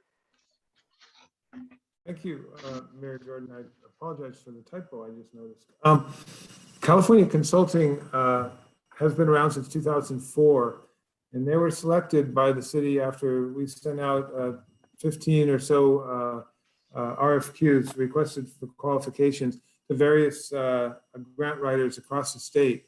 One in Yuba City was recommended by the EPA. and that company was too busy to respond to our request. Another in Capitola area was also recommended by the Water District. They had just gotten a WIFIA loan from the EPA and $15 million. So that's a great success record, and they were unable to respond because they were too busy at this time. Having said that, California Consulting is an excellent firm, and so they were the one response that we got, and I think we're fortunate that they are interested in working with us because they have a vast amount of experience receiving over $1.5 billion in grants for other jurisdictions and agencies. And they offer, that was the thing about the RFP, not just a simple grant writing project like you might have for the community foundation, writing arts grants and little grants here and there. It's also doing the compliance monitoring, the Davis-Bacon, which is the federal labor compliance, interviewing employees, Spanish and English, and doing all of this intensive kind of community development block grant administration that we avoided tackling when we had a little bit of HUD money to consider. Now, with California Consulting in place, we can bring them on board and we can say yes to these complicated grants because we have the technical staff to support us. And so it just broadens our whole ability to move forward. And of course, our focus is going to be first on water. And I've been telling our new community development director, water first, housing second. But there'll be a time when we'll be writing grants for HUD and other programs. But for now, we want them to come on board and work with our California municipal advisors, CalMuni, and start putting our grants together. As I mentioned in the status report Friday, our rate study is almost done. So having a rate study and our grant writing team on board, we're ready to move forward and execute a financing plan for our two big compliance projects. Once we get those two projects paid for, then we'll move on and consider other grants. So this is a 2-year agreement that would cost not to exceed amount of $100,000. And so I think it's an important step for the city to take in order to pay for some of these MOUs we just agreed to. So with that being said, I'm happy to answer any questions the council or community may have. I did see one community hand come up. Thank you very much. Vice Mayor Flores, questions, comments, concerns?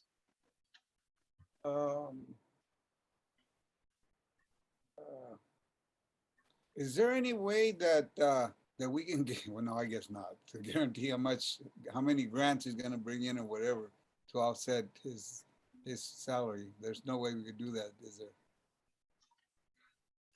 That's my only concern, is that we have somebody for 2 years and nothing happens. That's all. Yes, That's a that would be a concern. serious concern. I agree. There was some way we could say, hey, man, if you don't come up at least with 50% of your salary, in grants or whatever, you're not going to get anything. Yeah, we've already built in a community development block grant that's available for application this fall of close to $3 million. And I'm told that that's a pretty simple one to go for. It's not very competitive. So that would be our first test as far as I'm concerned, Vice Mayor. Now, is this individual, does he report to you, or he just out there with, whatever, on his own? Well, we have Mr. Samuelson was on board. I'm not sure if he's still here, but he can speak. Yes, Mr. City Manager. Thank you. Would you Yes. help us out with the way there you are, Steve. Hi. How are you? Fine, thanks. Could you speak to the Vice Mayor's question? Sure. I'd like to, if it's okay with Madam Mayor and the council, just do about a 60-second overview about California Consulting. Is that okay? Absolutely. Thank you very much. Thank you so much. My name's Steve Samuelian. My wife and I founded California Consulting in 2004. So about January, so about 17 and a half years ago. I'm joined on this Zoom by our Director of State Programs, Miriam DeLoza, who represents California Consulting in Sacramento and keeps our tabs on state grants, meets with state agencies, and Dan Rodriguez, who's our Director of Operations. So thank you, Council, Madam Mayor, Council members, and City Manager Reynolds for having us this evening. We're honored to be considered by the city. We are the largest grant writing firm in California. We started from scratch, and we now, as the city manager mentioned, have 31 staff members. We work with over 80 public agencies, and we brought in more than $1.6 billion since we opened. Our grant writers are experts in the fields of transportation, public works, water. I listened to the whole council meeting, and so did Miriam and Dan. So we learned a lot about the city and about your goals and objectives. We do have 4 grants we would like to hit the ground running on immediately if we're hired. And we do have a very long track record of high return on investment. So the money that we're paid by cities, we bring in 10, 20, 30, 40, 50 to 1 across the state in the cities that we've worked with. And we've done that over the last 17 and a half years. And we provided the city manager with some of those samples so he could see what we've done in other cities, and many cities very similar to San Juan Bautista. So we were excited when we got the call because your city is very similar in many ways to areas where we've been successful. So thank you for the opportunity, and we would love to work with you and generate grant funds. Thank you. Thank you very much. Very nice. Yes, welcome. Thank you. Thank you for that introduction also. Councilmember Friels, questions, comments, concerns? No questions. That sounded like it answered everything. And we've got 4 in the hopper. That's great. Grant writing is an art and sounds like they're good at it. So I'm happy. Yay.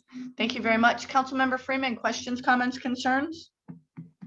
No, I just was, Steve pretty much answered them all. Thank you. Thank you. Yeah, same with me. My biggest concern was how many grants do we get out of you for this amount of money, and how far would it take us on an hourly rate? And our city manager mentioned water first, housing second, and I'd like to throw safety in there third.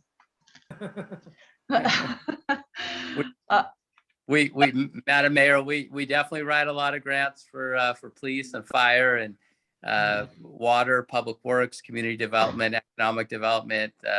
So we're anxious to hit the ground running. We've got 4 that we want to bring to the table immediately, but there'll certainly be a lot more we can write than 4. We discussed with the city manager with the budget you're allocating, we'll be able to really bring in a lot of funds for the city.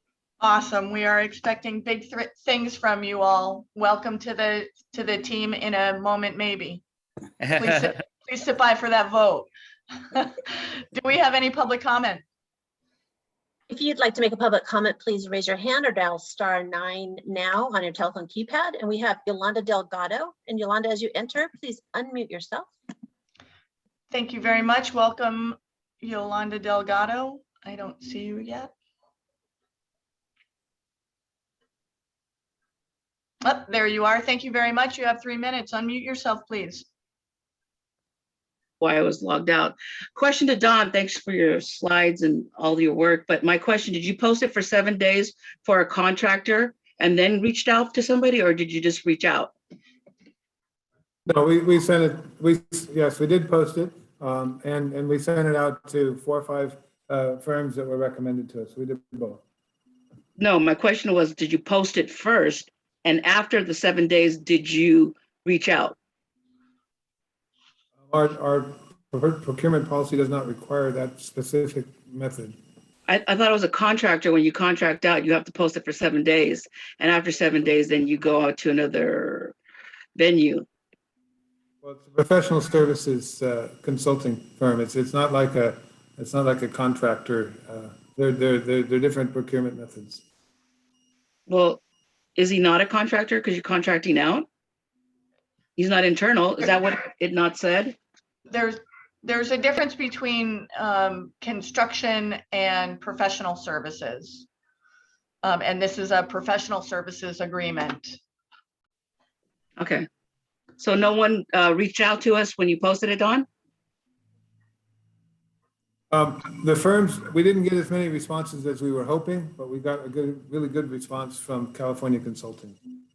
I thought you reached out to them, you said, and they were the only ones that wanted to take it on. I have in the file 2 or 3 different consulting firms declining our offer to Oh, okay. submit proposals. Then I'm okay with that, because the way you presented it, it sounded that you just reached out to them and didn't post it for 7 days. No, That's the how I got the impression, I'm but- sorry if I was missing. because I didn't hear that you posted it. That's my only concern. Thank you. Do we have any other comments from the public? Yes, we do. Jackie, please unmute yourself. Thank you very much, Jackie. You have 3 minutes. Yes, thank you. This is a question for California consulting firm representative. You mentioned that you have worked with similar cities as San Juan Bautista, and you're very excited to work with us. I also, as a community member, I think that's really great that you have experience working with cities like us. Can you tick off a couple of names of cities that you've worked with that are similar to ours? Sure. Thank you for the question. All of our clients are listed on our website, which is at californiaconsulting.org, www.californiaconsulting.org.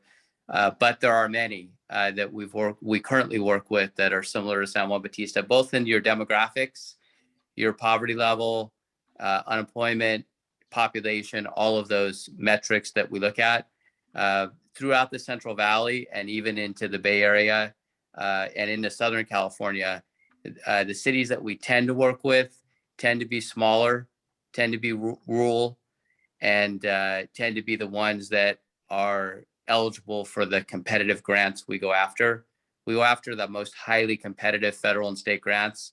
We don't go after the low-hanging fruit, the $10,000 or $15,000 grants. You look at our list of 1,200 plus grants that we've had awarded. Miriam and Dan could speak to this better than I can, but you'll see a lot of high dollar grant awards. So cities that we work with currently are all over the Central Valley, where we have a lot of clients, and then down into Southern California, where we have a lot, and into the Bay Area a lot. So they're all, not all, but mostly very similar in nature to San Juan Bautista. They're smaller cities, the rural cities. We don't tend to represent larger cities that are extremely affluent. And if you look at our list on the website, you'll see a lot of them, but definitely Okay. off the top. Can you just for the sake of clarity, I'm not going to look at the website right now. I have the agenda on my laptop, talking to you guys on my phone. Can you just tick off a couple names of some cities then? Sure. So we work with Manteca. I've had a long time contract with the city of Manteca, with the city of Patterson, with the city of Newman, with the city of Waterford, with the city of Parlier, with the city of Orange Cove, with the city of Fowler, and all the way down through the Central Valley, Shafter. We've worked with many other cities, throughout the Central Valley, all the way from that. Thank you. Sure. Hope that helps. Yeah, that helps. Any of the cities I did not hear that are unique in terms of being a hub of a very historical nature, since we are, one of the largest California missions. Have you worked with a city of that nature that has, a historic center or district of our nature? We have worked with cities that have historic monuments within their city limits, and we've worked on SHPO grants with the State Historic Preservation Commission, as well as the federal historic preservation grants as well. I don't, off the top of my head, I'm trying to think if we've worked with a city that has a mission in the city. I'm not sure. I don't know if Miriam and Dan can think of one that has a mission. I think just by you saying historic preservation board really gets my attention, and I really like that. Doesn't have to be a mission, but the fact that you also are working with those particular grants, aside from just infrastructure, water, roads, etc. I think that's really, unique, and that's something that we need for our small historic village. Thank you very much. Thank you. Thank you. Any other public comment? Yes, Madam Mayor. EJ Sabathia, will you please unmute yourself as you enter?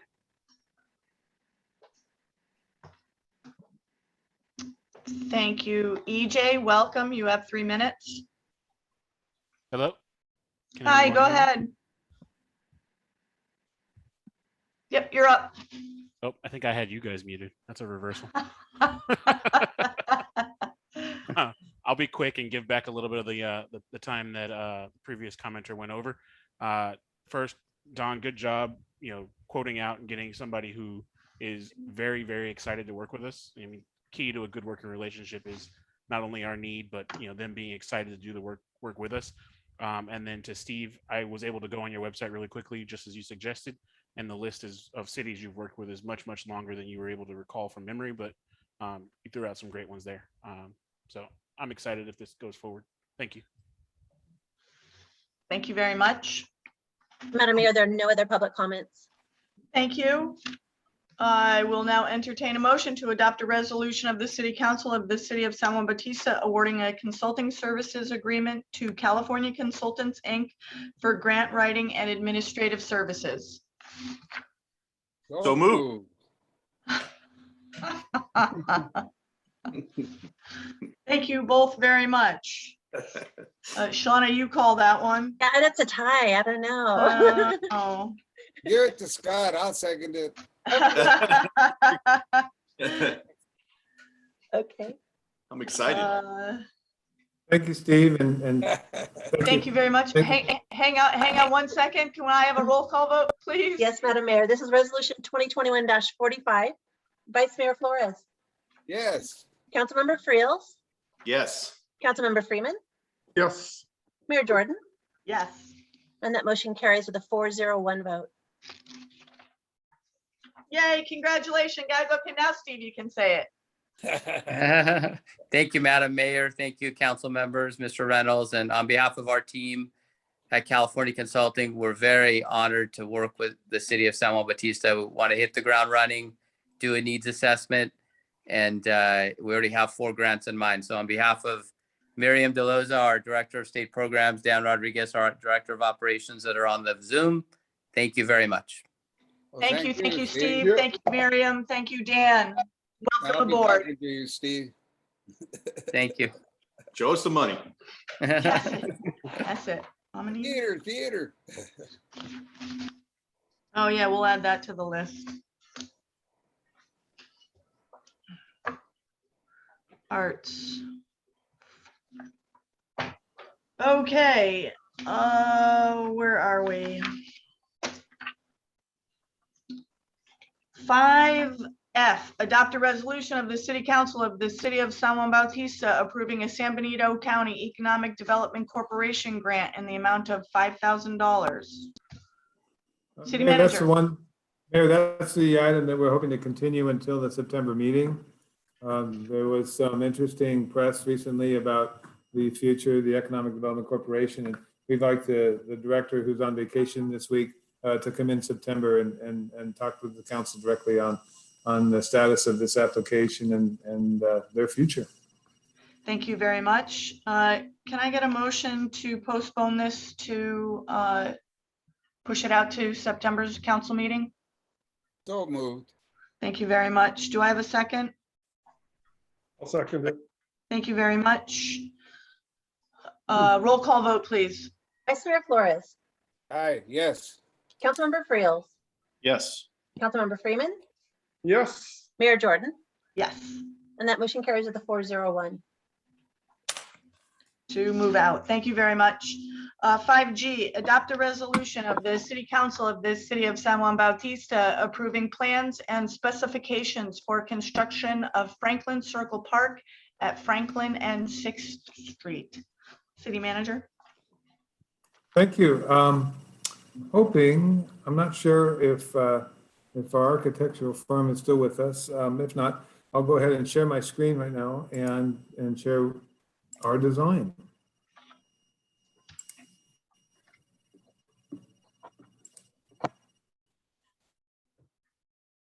So Franklin Circle Park, a little bit of quick background.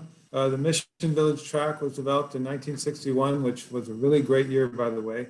The property at Franklin Circle was deeded to the developer and the city. So we did some research. We found the developer no longer exists. had a name Bathello attached to it. Anyway, Homer Bathello. And they no longer exist. And so it's the city's property fair and square. Once that was verified, over the years, it's been historically developed as a park by volunteers, and it's currently in a state of disrepair. We awarded a design to Joni L. Janecki and Associates last fall, and they worked on the design plans based on a member of the neighborhood who's a talented landscape architect. And he worked with the neighbors and developed a bocce ball court and some other of the amenities that you'll see in the final design. When we started to bring this forward at 50%, sorry.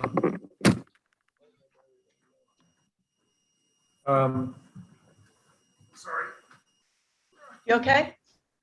Oh, my battery's running low and I'm not sure why. There we go. Okay, I'm good. No, I'm good. Okay. As we brought forward the 50% design, the community had a chance to see it and disagreed with the design. And there was a reason to go back and actually share it with different community members. And so we did. We had a community meeting in May. And as much as I remember the meeting itself, it was super windy and we were out there holding on to these plans like we were going to sail away. So with that, we noted some important omissions from the plan, including a succulent garden. It was supposed to be a succulent garden, and then we added a hopscotch and several other smaller changes were made. So since that May 2021 meeting, Janecki's gone back and it's completed their 100% drawings now, and the project's ready to go out to bid. So we handed the staff report and the plans out to the neighborhood over the weekend, and hopefully some of them are here, and I believe they are. And so we can seek some feedback from them about the design. And if it's minor changes that need to be made, that's great. And then we can move forward and try and get this project out to bid as soon as possible. So this is the design itself. You'll see the bocce ball court along the front here, including a place to store bocce ball supplies and things. The succulent garden is now here on the tip of the park like it was supposed to be. We inserted the hopscotch. We have raised beds for the children to plant vegetables and other things. That was the desire. 2 big trees and shaded picnic benches here with barbecue pits, and then an ADA ramp towards the back so that people can come in with children in a stroller or other things. And so we're hoping that this is the final plan that we're ready to roll and get this project out to bid. But let's see what the community, those who attended tonight, have to share with us and make sure, and then they'll touch base and then we'll go on our way. So with that, Mayor, I'm happy to take notes and answer questions. Awesome. Thank you very much. Council members first. Vice Mayor Flores, questions, comments, concerns? No questions, but I like the plan. It looks really nice. It looks a lot of work went into it. I know it's been happening for a while, but now it's finally come to fruition. So I'm glad. I'm glad to see the plan anyway. Thank you. Thank you very much. Councilmember Friels. It looks great. It's finally come along. I got to see this on the Planning Commission quite some time ago. Are we gonna omit the fire hydrant on that's on the park? Or are we gonna move one to? I think that's the only hydrant in that whole circle. Right, and we did look at the status of that hydrant, and I think the intent was to leave it in place and landscape around it. Is that a wharf hydrant or? It's a wharf, yeah. So the amount of water that will come out of it is minimal, but to have something there anyway is. Yeah, 500 to 700 gallons a minute. No, I like it. It looks good. There's Erica. Erica Drew is on board with us, Scott. If you have questions, maybe she can help.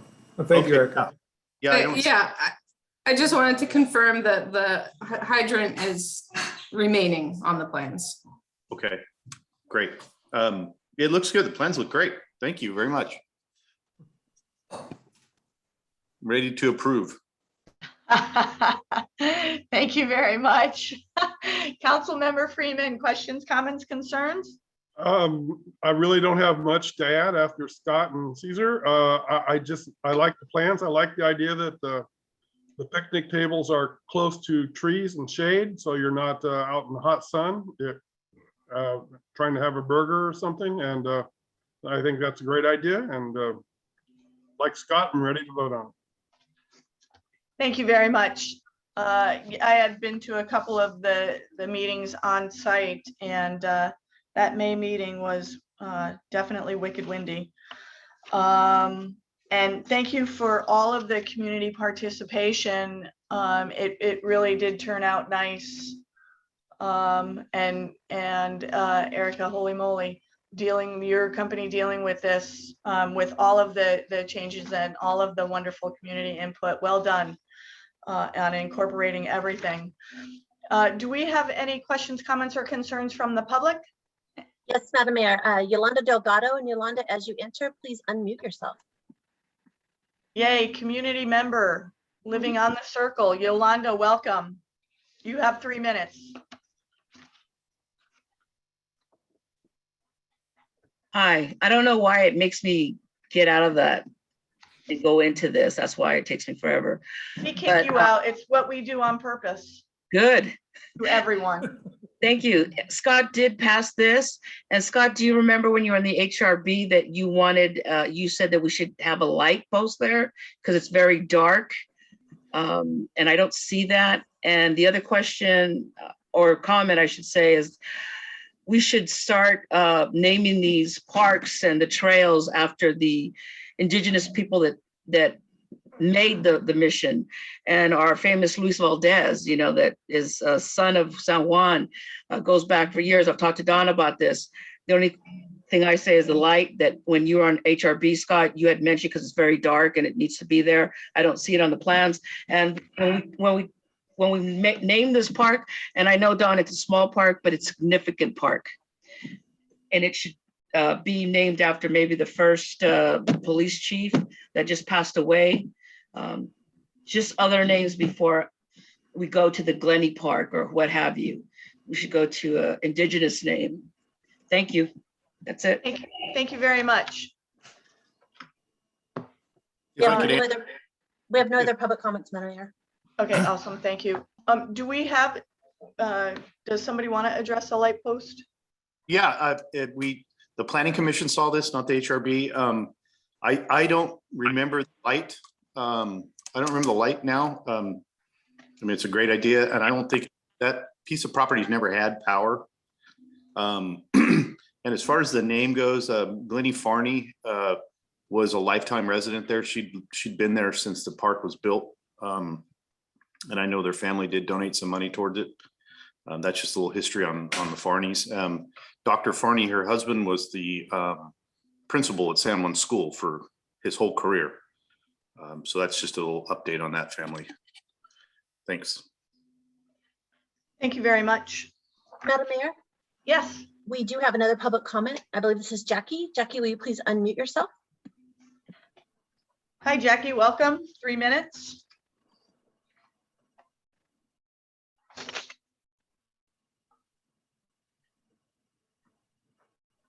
There you go. Yes, thank you, Mayor. My comments will be less than 3 minutes. I'm looking at the plan. It looks gorgeous and beautiful. I had relatives that lived on that circle a while back, and I always wondered, gee, what could they do with that mound of dirt in the middle of the circle? And it looks like everyone put their heads together, came up with a consensus, and I can't wait to walk there and maybe play some hopscotch or bocce ball or have a picnic. It looks great. Thank you. Thank you. Thank you very much. Do we have any other questions, comments, concerns? Erica, do you want to say anything? Oops, I lost everybody. I have no additions. I know that the involvement with the community has been a joy for Joni. I have not been to any of the meetings, but it's been a meaningful project. Cool. Thank you very much. Thank you. Yeah, it was really nice to see Joni's enthusiasm, even in the wind. Yeah. Okay, I will entertain a motion to adopt a resolution of the City Council of the City of San Juan Bautista approving plans and specifications for the construction of Franklin Circle Park at Franklin and 6th Street. So moved. I got that I'm one. gonna take it this time and Scott can get second.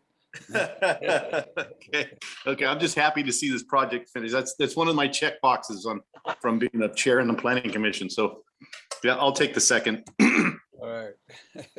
Thank you. Thank you. May I have a roll call vote, please? Yes, Madam Mayor, this is resolution 2021-46. Vice Mayor Flores, Aye. Councilmember Friels, Yes. Councilmember Freeman, Yes. Mayor Jordan, Yes. and that motion carries with a 4-0-1 vote. Thank you very much. Thank you, thank you, thank you. Now on to discussions. July 4th fireworks enforcement wrap up and future enforcement policies. Thank you, Mayor, members of the City Council. We put together a more detailed report on the week of the leading up to the 4th of July and the 5th of July, as far as calls for service and our ability to respond. We were able to piece together information using our private security, our code enforcement officer, and the calls for service provided by the Sheriff's Department, as well as conversations with the acting fire chief, who was very proactive in getting out the week before, training our private security on illegal fireworks versus legal fireworks. And I believe some of them are still on the line with us here and can answer any questions or provide additional information that I have omitted. I tried to provide as detailed of a rundown of the night as I could on the 4th of July. And it was really telling. I know I had heard that the sheriff had to leave and couldn't spend much time on the 4th of July. And I saw right at one point in the evening where he had like 25 calls within 10 minutes, and they were all over the county. So I don't know how they do it sometimes. So those are some of the things that we may look at especially on the 4th of July, ways to improve our response. But overall, we had a unified command operating out of a unified command post on 4th of July and 3rd of July and 2nd of July. And we had a really good teamwork going on with additional staff from level 1 and our cameras that were on trailers as a deterrent, as well as helping us collect evidence. So in that regard, level 1 wrote a citation that night in Rancho Vista, and our code enforcement officer wrote a citation on 7th Street and also confiscated quite a bit of fireworks as shown in this picture. So this is all the fireworks confiscated in the whole county. And I think just that one house contributed about 30% of the fireworks confiscated in the whole county. So good for us and our hard work. The camera footage at Abbey Park was sufficient to make an arrest for the fireworks set off inside the Abbey Park restroom. And that'll also lead to a 3rd citation. So all in all, no arrests were made for juvenile public intoxication, although there were a significant number of calls in that regard. You have to have the juvenile on film or in person witnessing consuming the alcohol. So we didn't have any convictions in that regard, although there seemed to be plenty of it going on. With that, I provided all that background and detail in the staff report, and the council can feel free to ask questions about it. The second part of this staff report tonight is enforcement policies moving forward. I provided some examples from 2 different cities. First, I attended a League of California City Managers Roundtable on regulating fireworks and got to learn firsthand from the cities of Gardena and Oxnard that presented at that meeting and shared their policies with the group. So I shared those in my staff report with the council tonight. And at the meantime, the county has gone back and toughened up its policies that it was working on in June. And now it's illegal to use fireworks in rural areas in the county altogether. And the fire chief and I had lunch, talked about the difference between the zero tolerance policy versus issuing warnings. And this was a point of confusion. The county letter that was mailed to all residents in the county didn't necessarily say zero tolerance on it, and neither did our code enforcement officer interpret it that way. So we were out giving warnings. We gave 5 or 6 warnings, one in Copperleaf and in several other neighborhoods in town. So we didn't need to write tickets. And essentially, in talking with the code enforcement officer, I did not have a chance to interview level 1, so maybe they want to add to the story tonight. But the warnings were sufficient, but we really thought we were out there zero tolerance, so we should have hopefully had written more citations. So that's the one thing that we can improve on, and there's always room for improvement. The cameras were very useful, as I suggested, and already talked about. The unified command post was a good tool to have using the council chambers during the night. And then how to keep the sheriff in town after the 4th. That's the challenge, because they get calls elsewhere, as demonstrated in their call log. So we do have, as we noticed when we talked about this June 29th, we have a policy from 1912 that bans all fireworks. And then we have a policy more recent that adopts the California Fire Code, which allows safe and sane fireworks. And that seems to be the standard. When the fire marshal from the state of California says these are safe to use, a lot of cities fall in line and accept that on face value. But what's unique about Gardena and Oxnard is they limit safe and sane fireworks to 6 to 8 hours on the 4th of July. So they allow them to be sold before the 4th of July, obviously, but you can only ignite them on the 4th of July until 10 p.m. at night. And so that makes enforcing on the 3rd, the 2nd, the 29th, the 30th, the 5th of July, it makes enforcement a lot easier because any ignited firework would be illegal except for during that limited time frame. So when I read through these policies, I thought maybe that's a reasonable compromise. It allows the nonprofit to sell the safe and sane fireworks. It allows families and kids with sparklers and other things that they enjoy using for a limited time, but then it asks them to put it all away. You know, I once watched a Muppets cartoon with Elmo who said, you can't have Christmas every day. So this is another version of that. You can't have 4th of July every day. It is the 4th of July, and you're allowed to light off fireworks and ignite fireworks as soon as it gets dark, and then you're done. So that's kind of the message that these other cities are sending out, and they're enforcing that message at the point of sale so that we could better communicate our policies if we worked with a nonprofit and made sure that our rules and our expectations are clear to the buyers of safe and sane fireworks of when these fireworks could be used. So that was a compromise that I'll put out there for the council to consider. We're not asking for any of the ordinances to be adopted tonight, but just some direction in general. And then the one thing that's interesting also about the Oxnard policy in particular, and I gave an example from Gardena, is the social host provision to improve enforcement. So if you're a property owner and you're allowing illegal fireworks or fireworks not within that time frame to be ignited, then the social host can receive a citation as the homeowner and the property owner. And there's some examples in the staff report of when that makes sense and when it doesn't. If the property owner is renting to a tenant, if a property owner is not home at the time. So the property owner does have to be there, but it gives us a much better tool to use for enforcement. And so I have that in your staff report for you. It talks about any social host shall be strictly liable and subject to a fine for any unlawful ignition, use, discharge, or display of any fireworks in violation of this chapter at their property or gathering. And they also don't allow fireworks to be exploded on public property. So that means that all fireworks are being exploded on private property and that private property owners can be held liable. So that's a tougher provision than one that we've seen in the past that allows us to enforce any new laws that we have with some teeth, with some accountability towards the property owner, because of course you can attach a lien to the property if you can't collect the fine that way. So that's a much stronger tool. So with that, it's a lot of detail.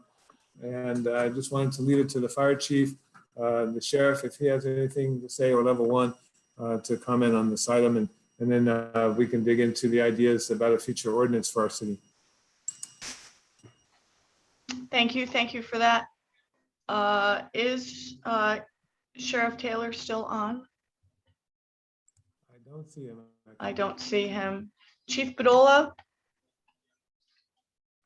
Thank you, Madam Mayor, and thank you, Don, for the hard work. I think it's a great plan to try it this next year. And if it doesn't work, then we could always go to the alternative to banning them outright. So I think it's a great plan to start off with. Good job, Don. Thank you very much. Code Enforcement Officer Rich Brown?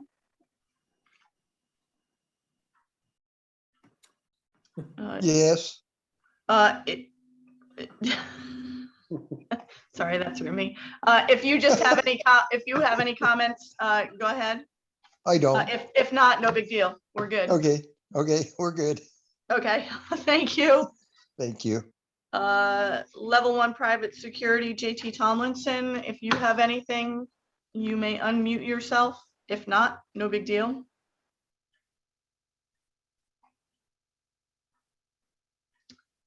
I don't see unmuting going on. Vice Mayor Flores, questions, comments, concerns?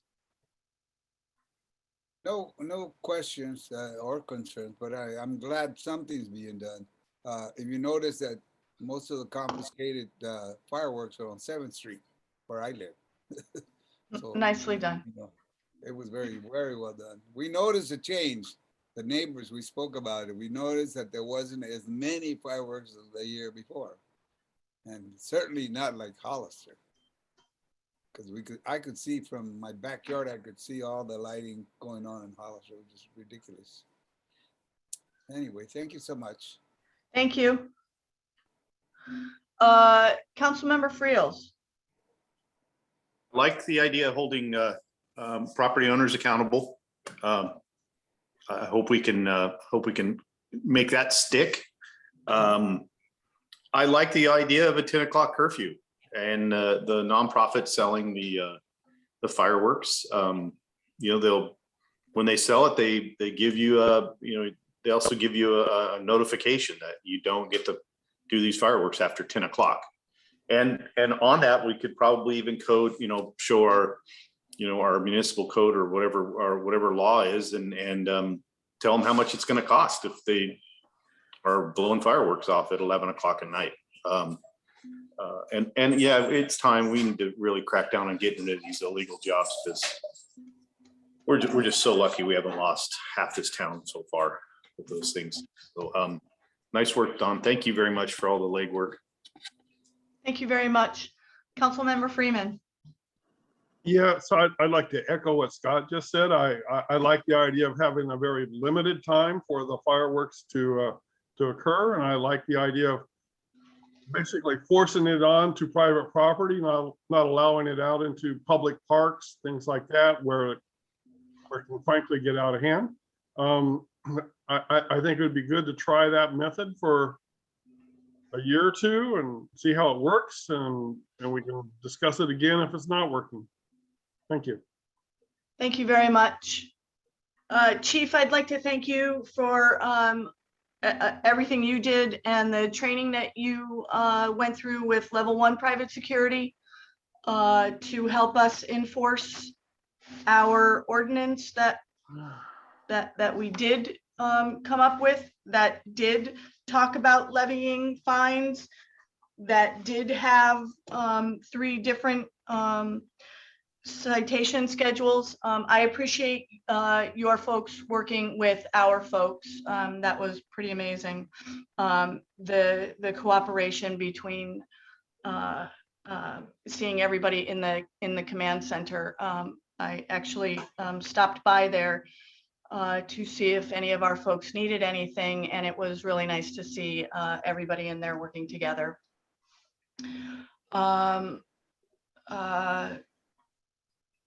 It's a little disconcerting that we passed an ordinance that approved the delegation everybody involved to write citations. I'm kind of bummed we only wrote 2. Did we have the opportunity to write more? I think it was clearly spelled out. I think the council, thank you all to our council members. We gave, I thought, pretty good direction on what to do the whole entire weekend. It was nice that there weren't ordinances going off on the 2nd or the 3rd. So this resolution that we put in place worked. I remember last year, or the year before, going off all the time, which they do. And it was pretty darn quiet, and I appreciate all the work that we all put into this document. Again, a little disconcerting though that we didn't get more fines. And thank goodness for the cameras. Getting those kids that or one person anyway, for the damage that was done to our city property. If we didn't have those cameras, who knows if we would have gotten anything. So yay for everybody who worked together and came together on this one. I think it was a lot quieter. Madam Mayor, I'm sorry. I'm having connection issues. This is JT with Level 1. How are you? I'm sorry to interrupt. Good. Can you hang on a second? Yes, ma'am. Thank you very much. As I was just going to end my spiel and say, thank you very much. Does anybody else have any questions? Again, thank you all. Thank you to the fire department, to the sheriff's department, to code enforcement, and to Level 1 private security for coming together. It was a big weekend, and I think it was a lot quieter all around. Sorry, JT Tomlinson, Level 1 private security. Go ahead, you can unmute yourself now. I'm having connection issues. I'm only catching bits and pieces of the meeting, but I know that Tyler's out in the field and he's trying to come on. He's been waving his hand. I don't know if anybody can see him. He is in a different portion of this as an attendee, not as a panelist. So we can get to him as an attendee. It looks like we have several hands that are raised. Oh, there he is as a panelist. Tyler, go ahead. How's everybody doing tonight? I'm trying to get on. Can you hear me? Yeah, we can hear you. Thank you very much. Awesome. I just wanted to comment a little bit about that 4th of July weekend. Sorry, Don, we couldn't meet earlier. We've been, anyway, on the 4th of July, we had that command center set up. Thanks again for letting us use the council chambers. We had the TV set up with all the cameras connected to that. That being said, on the 4th, when that incident at the park happened, our officer was actually watching it live on the camera and had radioed the guards out in the field to go towards that area as that was happening. And that was, that helped us get a lot of information on that. Regarding the citations, one of our officers wrote a citation in the very beginning of the night. Unfortunately, we were instructed as the night went on that we need to just start with education and give warnings out. And then if it continued, then we were supposed to write that citation. The citation that was written on 7th Street, they were warned a couple times, and then thankfully we got everything confiscated with our code enforcement officer. Thank you for helping us out that night as well. But we got that taken care of, and a citation was written out for that property as well.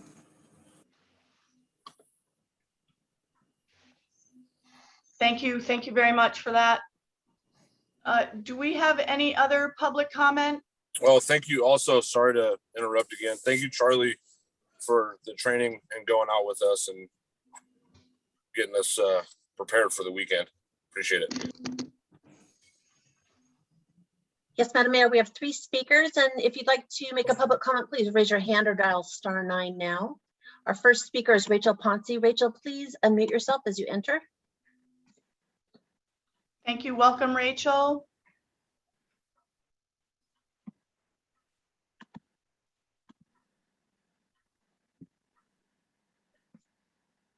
Hang on.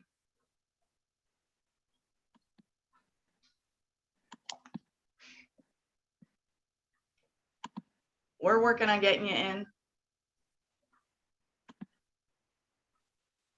There you go. There we go. Hi, how are you?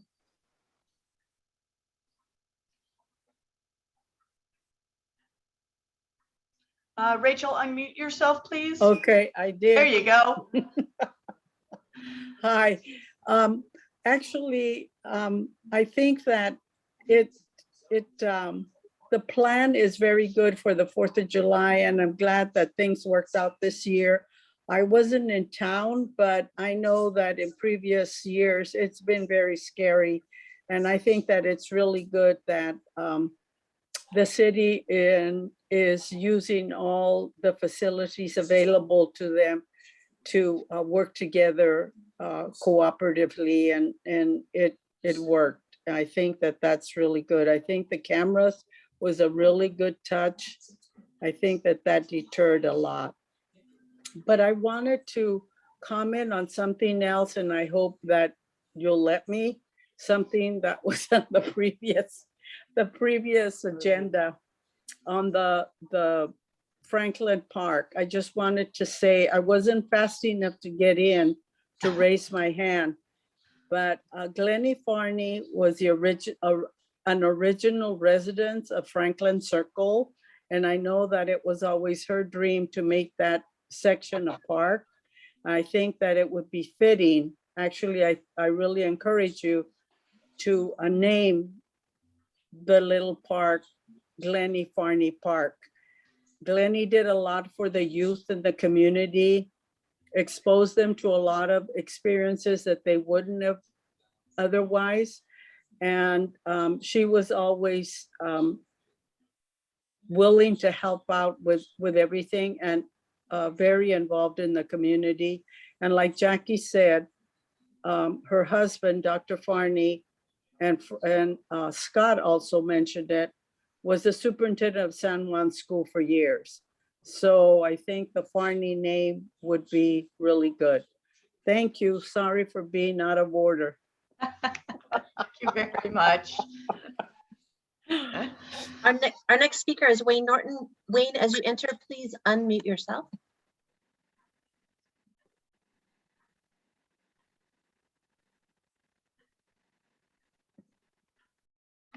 Thank you very much. Welcome, Wayne.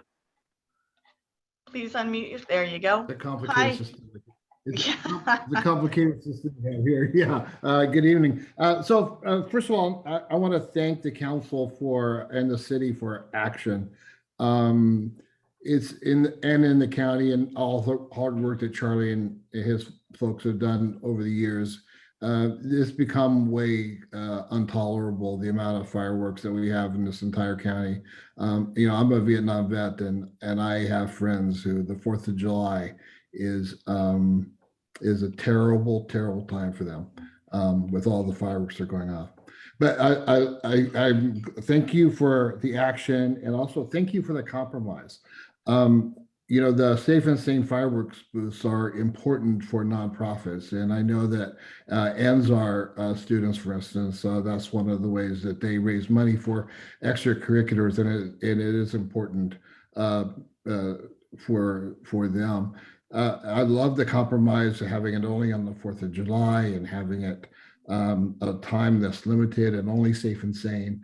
That sort of compromise rewards people who are responsible, who responsibly use those Safe and Sanes, and rewards them and allows them to still enjoy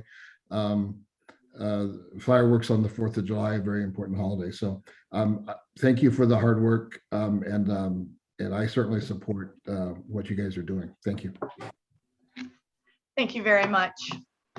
Madam Mayor, we have 2 other speakers. The next speaker is Jackie, and Jackie, please unmute yourself as you enter.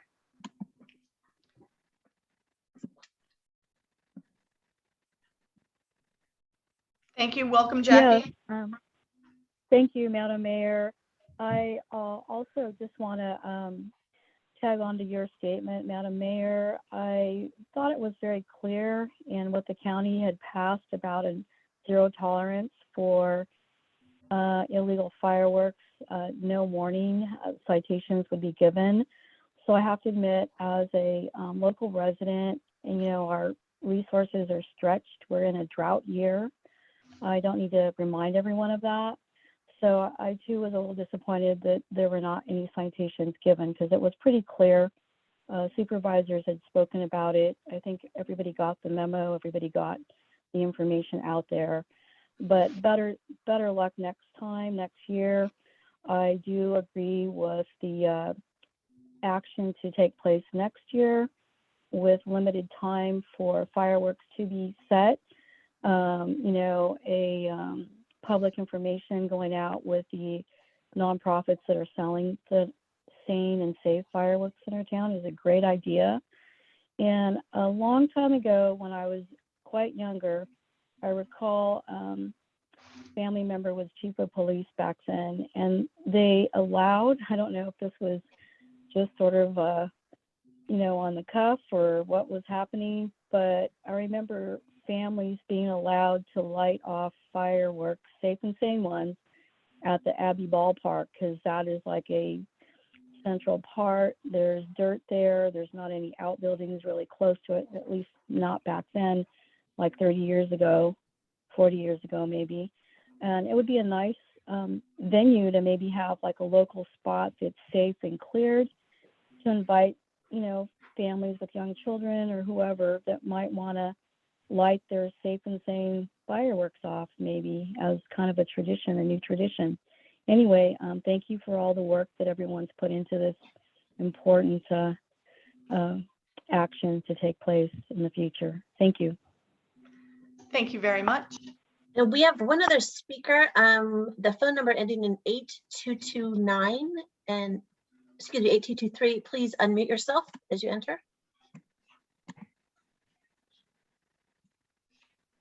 Hi, welcome. Please unmute yourself and state your name. Madam Mayor, City Council, this is Michael Abramitidis, General Counsel for Level 1 Private Security. I apologize for coming on in the public comment section. I should have been added as a panelist, but I just wanted to speak further to Tyler's comments as it related to enforcement. It seems like there is public concern regarding administration of citations. And the issue is outlined in Level 1's detailed report for the 4th of July, that weekend following up, and their monthly report.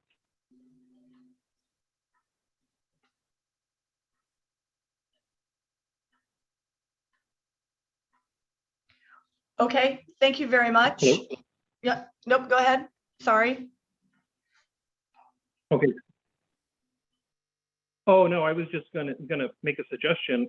Earlier in the meeting, city manager suggested that the departments will have the ability to upload reports to a public portal, and perhaps in the future, that'd be a good place for Level 1 to upload their monthly reports and incident reports. That way there's full transparency and access for the citizens of San Juan Bautista. That's all. Thank you very much. Of course. Madam Mayor, there are no other public comments. Thank you very much. Anything else from the council or anybody else? Okay, moving right along. 6B, potential use for American Rescue Plan Act of 2021 ARP funds. City manager.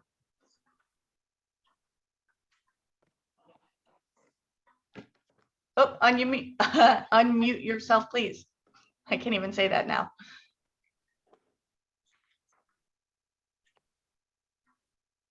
There we go. Thank you. Thank you. Thank you for that good conversation on fireworks. No more to do on that. So I should turn the page. There you go. Back in May, the the federal government finally came through with a second relief package for our country, referred to as American Rescue Plan, ARP. It has a lot of different components. Its total value is $1.9 trillion, of which $350 billion is committed to cities. And that carve out committed to cities is referred to as the Coronavirus Local Fiscal Recovery Funds. So that's the topic tonight, that small piece of the American Rescue Plan. There are other pieces that the city can apply for, compete for, and obtain for water and for other things through the Drinking Water Act, et cetera. But this is particularly funds that are direct payment to local government intended to make cities whole. Has it done that? In some cases, yes. In some cases, no.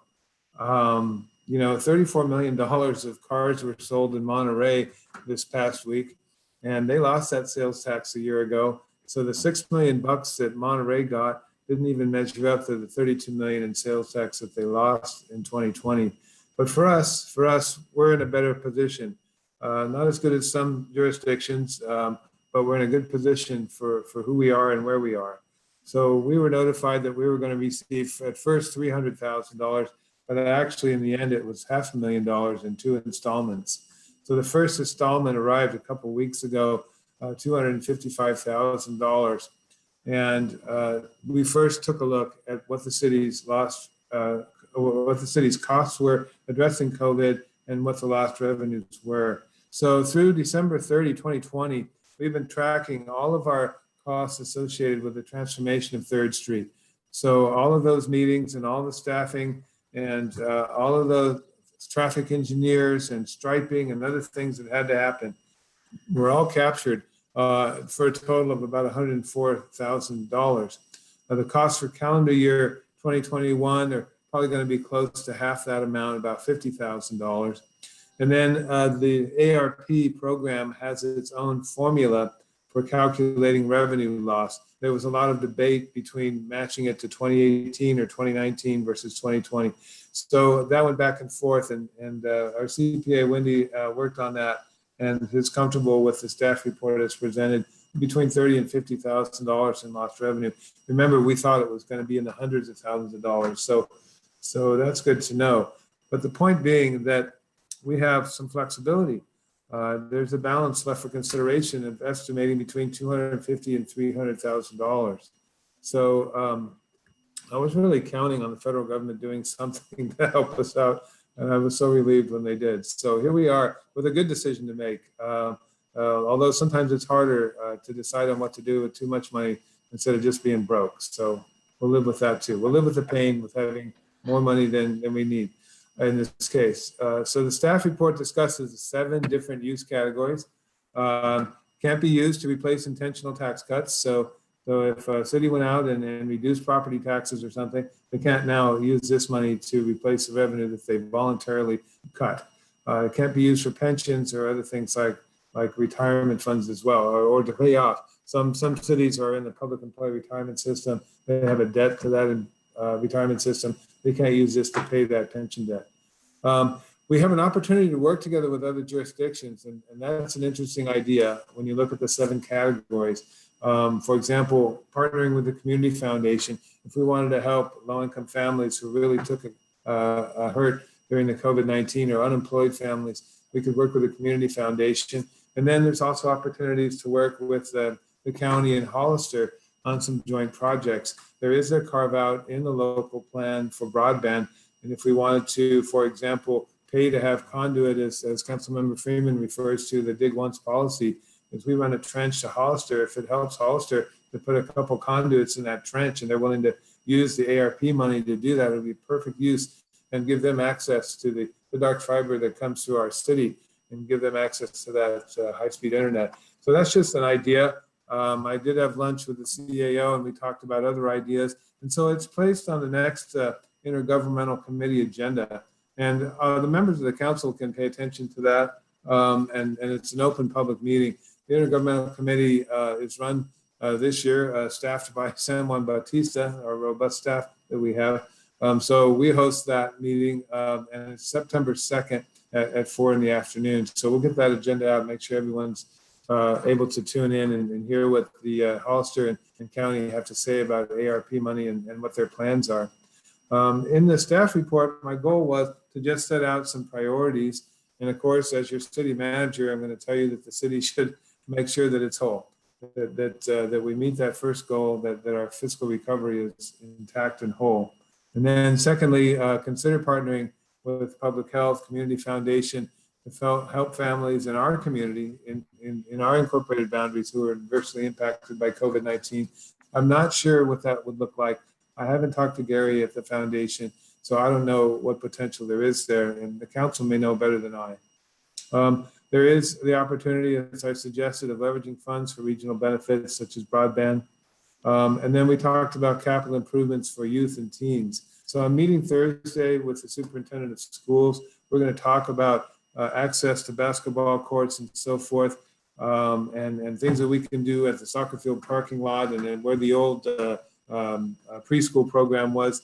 They had to remove the modular, thank goodness they did, but there might be some space there to put something else. And so we're going to talk about kind of like a master plan for the school and what the city's interests are. And I look forward to bringing feedback from that meeting with their facilities folks back to the council for consideration. And maybe this is a funding source to make some of those improvements come true.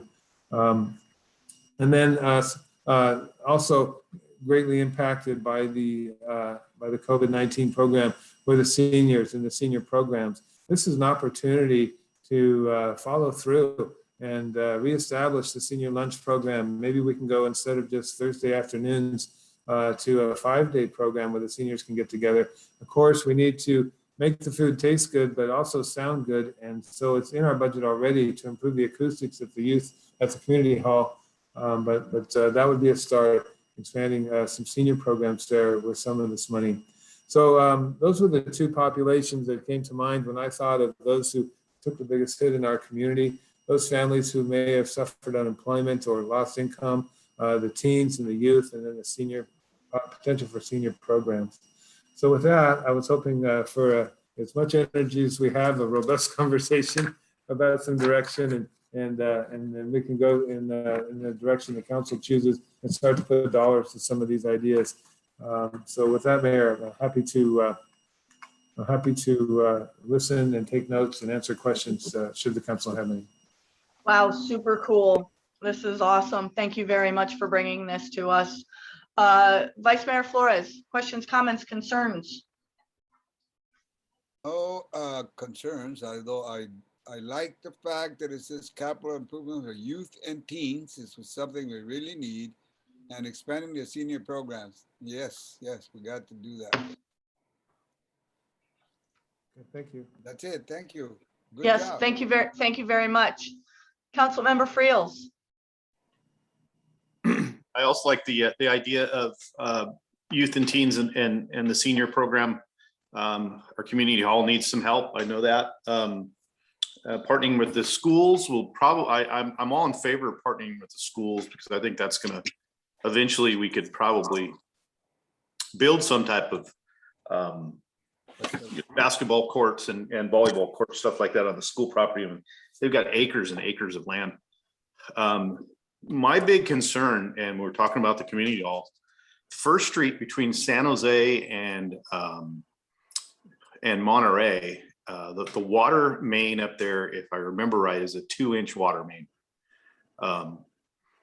We're working on this new water plan, and we're getting some great new water coming to San Juan, but our delivery system sucks. We desperately need to upgrade. I mean, water, right? We all agree water first. We desperately need to upgrade some of these terrible water mains that we have. That community hall won't be worth anything if it burns to the ground because we don't have any water.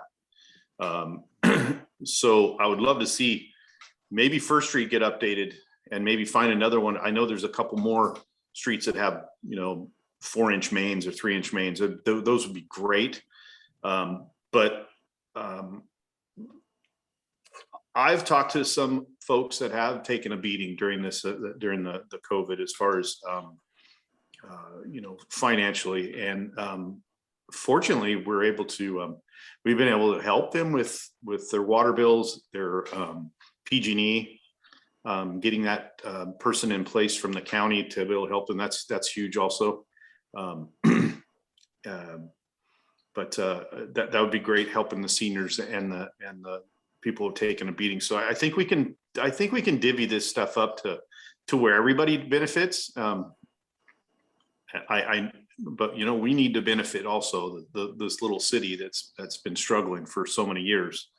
And this is a gift. This is a great gift. And back to the community hall, that place is very important to me because my grandparents met there. So I would love to see a little bit of work done to that place too. So thank you. Thank you for that. Councilmember Freeman?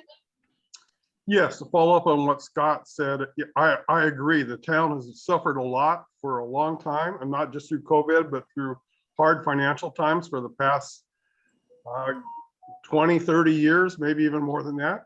And so I agree. The first things I think we should do is really work on the community center and the San Juan Elementary School.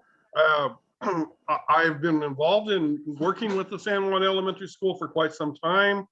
It kind of got put aside a few years ago, but 5 years ago we talked about it with Michelle Huntoon and the facilities guy, and they talked about moving the fence back to allow access to basketball and volleyball courts.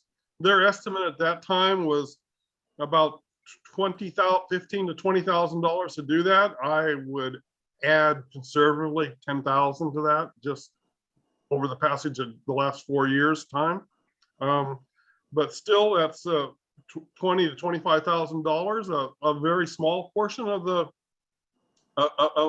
available money. It'd make a huge improvement to our community. And I really want to take this money and make a huge improvement for the community. And the next big thing, and Scott's already talked about the community center. We need to sink some money into it, mostly on acoustical improvements. It can be done. We also, the city manager also talked to me a little bit about how the kitchen back there is not quite up to speed, let's say, or industrial commercial standards, and that could be done. And we're still looking at under $50,000. And I think we've gone, if we do that improvement and it works like I think it will, we've gone from a facility that we rent out once a week or twice a week to people who are having parties, to using it as a senior center 5 days a week. We could have large city council meetings there, large community meetings there. Girl Scout, Boy Scouts, San Juan Youth Commission could meet there. Other nonprofits could meet there. Large community parties could be there. And we could even increase the rent for wedding receptions and quinceañeras because it would be a nicer facility because of the sound. If we get past that and we have more money to spend, I think improving this once again would be with interaction with the school district, improving the San Juan parking lot, paving it, installing EV chargers. There's money available all over the place. The new infrastructure bill, which just got passed last week, has $75 billion for EV chargers. We'd only take a couple 100,000 out of that 75 billion. And then there's many other things, development of the Washington Street Lang Park. And like Scott said, if there's some really bad pipes underneath the ground that really need replacing, that's also a good place for the money. Thank you. Thank you very much, Don. He added a lot to your list. And Councilmember Freeman provided a written description. That's very helpful. So I encourage other council members to do that in the community. So thank you, John, for that. You're welcome. Nice, well done. Definitely something for the teens. We're talking about getting rid of all of because we have an ordinance on the books about having basketball hoops in the middle of the streets, getting access to the existing basketball courts or improving, making new basketball courts would be amazing. Our youth and teens have very little in the way of activities around town. Same with our seniors. To get a program, that's a wonderful idea to open up the community hall for lunches. I'm thrilled with that. I'm also thrilled with making the city whole again. We went through a lot last year. We found grants for our businesses. We found grants for our community, and it's our turn to become whole as well. So thank you for this. Thank you for all of the suggestions. I can't wait to spend that money wisely. Okay, we'll come back with a budget. Do we have any public comment? If you'd like to make a public comment, please raise your hand or dial *9 on your telephone keypad now. We have no public comments, Madam Mayor. Thank you very much. Thank you for all that wonderful input. Update on water and wastewater distribution, Scott. Water distribution system enhancements and compliance with Environmental Protection Agency. And a 2-inch water main. So real quick, this won't take long, and I know the council gets little bits and pieces from me during the week occasionally. The EPA, back in April, we were concerned about some of the deadlines being missed in the February schedule that we put together, and the EPA hadn't gotten back to me, and then they came to me in June and July and said, we need to get your quarterly status report through June 30, and I provided that to them, and they sent a letter saying, hey, we want to interview and meet both your Hollister team and the team for the water district. And so we are bringing forward to you some of the results and some of the status from that. Last month, I shared with you the updated schedule on the Hollister project. The initial study has already been drafted. It's about an 80-page document for the environmental work related to the wastewater. EMC's done a great job with that. And we've bumped the design deadline from August to October, but we're still hopefully shooting to have 100% design by December. So October is going to be a big month for our water projects and their status, as pointed out earlier in the meeting tonight. On the water source, the contract originally let to HRB from the water district was to put the basis of design together, and it's now completed. So I have for you on the next slide their schedule, and we're having some disagreement about the environmental role and responsibilities. There's a macro role of the city looking at the water master plan and its need for a environmental review, and then there's a project specific environmental review that I believe the water district is responsible for. So this is the new HDR schedule that came out just a few months ago, just a few weeks ago. And you'll see their final design is targeted for June 2022, which is fine because they're financing it themselves. Well, our design needs to be done sooner on the wastewater side because we're applying for grants. But they do have CEQA in here. It's a mitigated negative deck. And they do have that being done in April of 2022. So they're not going to start the design until the 30% goal is reached. But their decision to proceed is right around October, the same time we're looking at making that decision to move forward with our wastewater project. So this is a great schedule. It was recently updated, and it shows that they're in preliminary design work. Meanwhile, I've engaged EMC because of their experience for about $2,500 to compare this project to our general plan and to write a letter for the water district to address their concerns that what happened was the general plan estimates a growth rate of 3% a year. And that's why we formed the Urban Growth Boundary Committee, because it's based on a sphere of influence that's much larger and wieldy than the city wants to have. So when AMBAG came through with a 1% population growth, I got together with Tony Akel Consulting, and we agreed upon a 1.9% growth for our water projections. And that we thought was fair, and that we think is within the confines of the environmental impact report that was done for the general plan. Because it's less than 3% growth, it should have less of an impact. But I'm asking EMC to write us up a memo for the file just to make sure that we're on the same page with the water district moving forward with the environmental work. That's the one thing that came out of our interview with the EPA and the water district was a little bit of disagreement about that. So I've since that conversation with Adam Howell and EPA and Jeff and the water district, we've engaged Terry to straighten that out for us. So this is the nature of the EPA's letter, scheduling a July 27th meeting, and we did that. We met, and now we're waiting for the EPA to come back with an updated AOC schedule. So that's good. We're on good graces with the EPA. We're reporting the progress as they like to see it. The one thing that is lagging is the funding, the financial plan, but that's because it relies upon that MOU that we just approved. So that MOU then will help us move forward with our rate study. I've had 3 meetings with Bottle Wells in the past 8 working days. The last one being Friday. I shared some of the feedback with the council in an email Friday. It's pretty daunting to see how we might pay for a simple $240,000 debt service.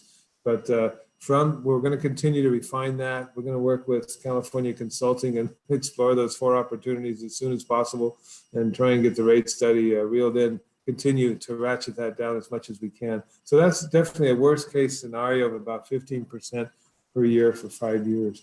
And we have to go about amending our rate study with a campaign, with a full engaged community. So this is the schedule I'm proposing. These are all Tuesdays, and I know some of you can't be here. It makes for a busy schedule to get our rate study out and approved. It's a Prop 218 process, so we would mail every ratepayer, 800 plus ratepayers, a Proposition 218 ballot, and the majority would cause the rate study to fail potentially. So we would have 2 town hall meetings. We would launch the Prop 218 ballot on the 21st, have a town hall meeting on the October 12th, and then count the ballots on October 19th. So that's really, that's a lot of work right there in that one little bullet, and it's critical. We're at the breaking point, everybody. So you know that we're going to move forward. Courage. It's going to take courage to get there from here. I'm telling myself. So I hope someone's listening. We're going to continue to search for grants. The I-bill looks promising, the infrastructure bill, so we hope that happens soon, and working with California Consulting. So thank you for approving that contract tonight. It's critical timing. You can see how all the pieces are starting to come together. So, yeah, but happy to answer any questions from the council or community. Awesome. Thank you very much. Vice Mayor Flores.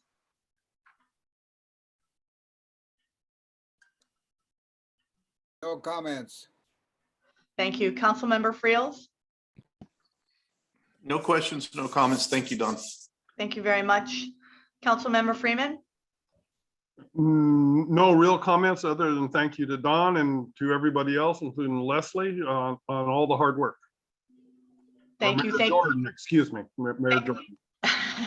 Thank you very much, Councilman Freeman. Yeah, the meetings have been interesting, and super happy we're at this stage that we're at and moving forward. Well done, Don. Well done, Don. How about that?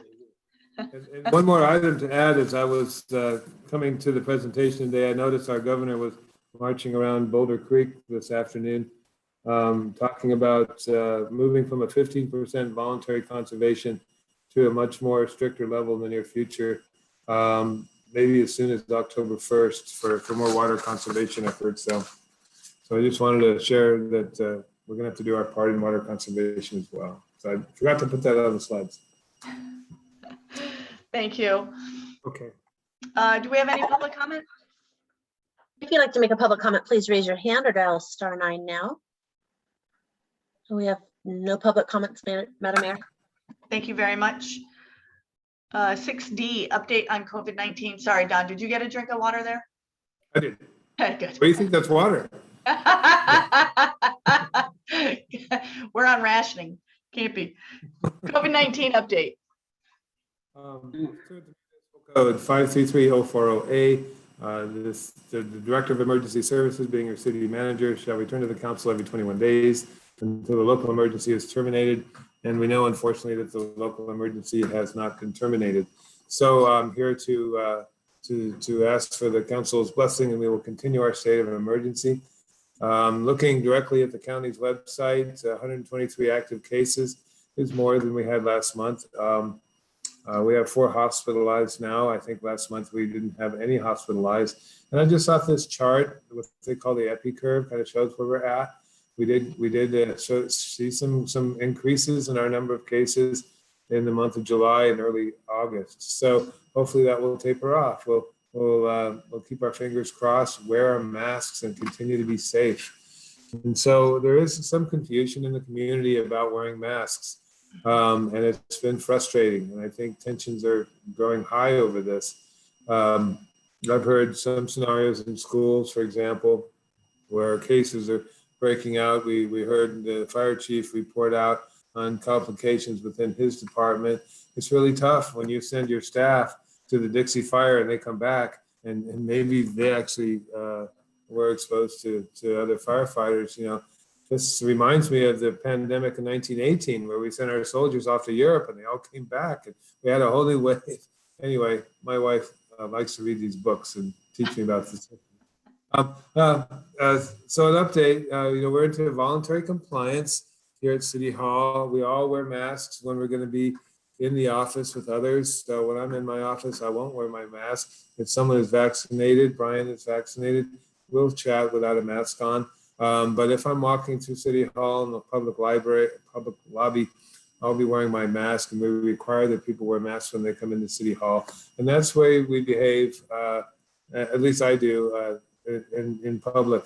When I'm out on the street, I don't wear my mask, but if maybe I'm going into 3rd Street where it's crowded or busier, I'll be putting my mask on. So that's the way we are behaving as the whole community right now. Private entities can require proof of vaccinations. I think I shared with the council, if you're going to the league conference in Sacramento, they recommend bringing your Vax card, because there may be restaurants there in Sacramento that won't let you in without one. So they can do that. They're private business, and they want to protect their employees and their customers. And so you may come across that in the community that maybe here, not so much, but if you venture out into other communities. Vaccinated people can test positive. That's something we've learned is so unfortunate.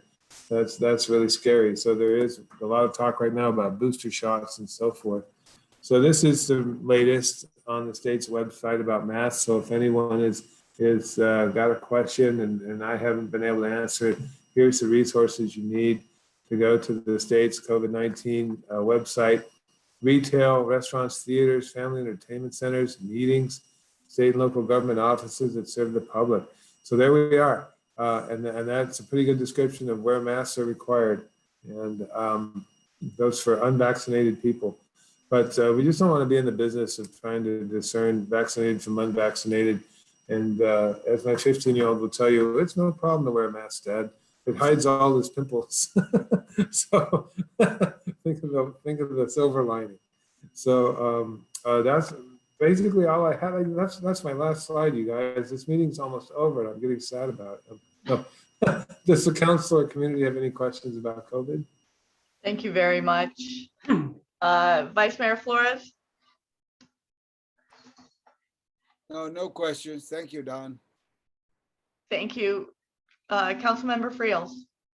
No questions. Thank you, Don. Thank you very much. Councilmember Freeman? No real questions, but one quick comment. I was up in Santa Clara County today and a couple of retail establishments, and everybody was wearing a mask, or almost everybody. So good advice. Thank you. Thank you. Do we have any public comment? Sorry. Like to make, oh yes, we do. If you'd like to make a public comment, please raise your hand or dial *9 now. And I believe this is Jackie. Jackie, please unmute yourself.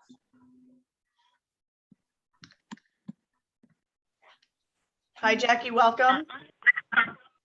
Yes, thank you. I guess my comment would be, or my question actually, is the city going to take I know City Manager Don just stated that he wanted to go to the City Council to reinstate or continue with the state of emergency in terms of COVID-19. So my question is, will the city go back to strongly recommending, requiring mask wearing? I know there are some businesses in town that might adhere to that a little bit more firmly than others, but I think to support everybody, and actually with the stats that City Manager Don just read in terms of our county, it's not looking very good. So would the city entertain perhaps going back to mask wearing and fines, or what can we do? I don't see this getting any better. I actually see it getting worse with the season coming up with winter and just the low vaccination rates. And then my other comment is, I alluded to this or touched on this earlier about requirement of city staff, contractors being vaccinated that deal with our city, or if not, maybe weekly testing. I think it's very important to keep our city staff and our small city and our contracted services such as fire department, protected, and the public. Thank you. Thank you very much.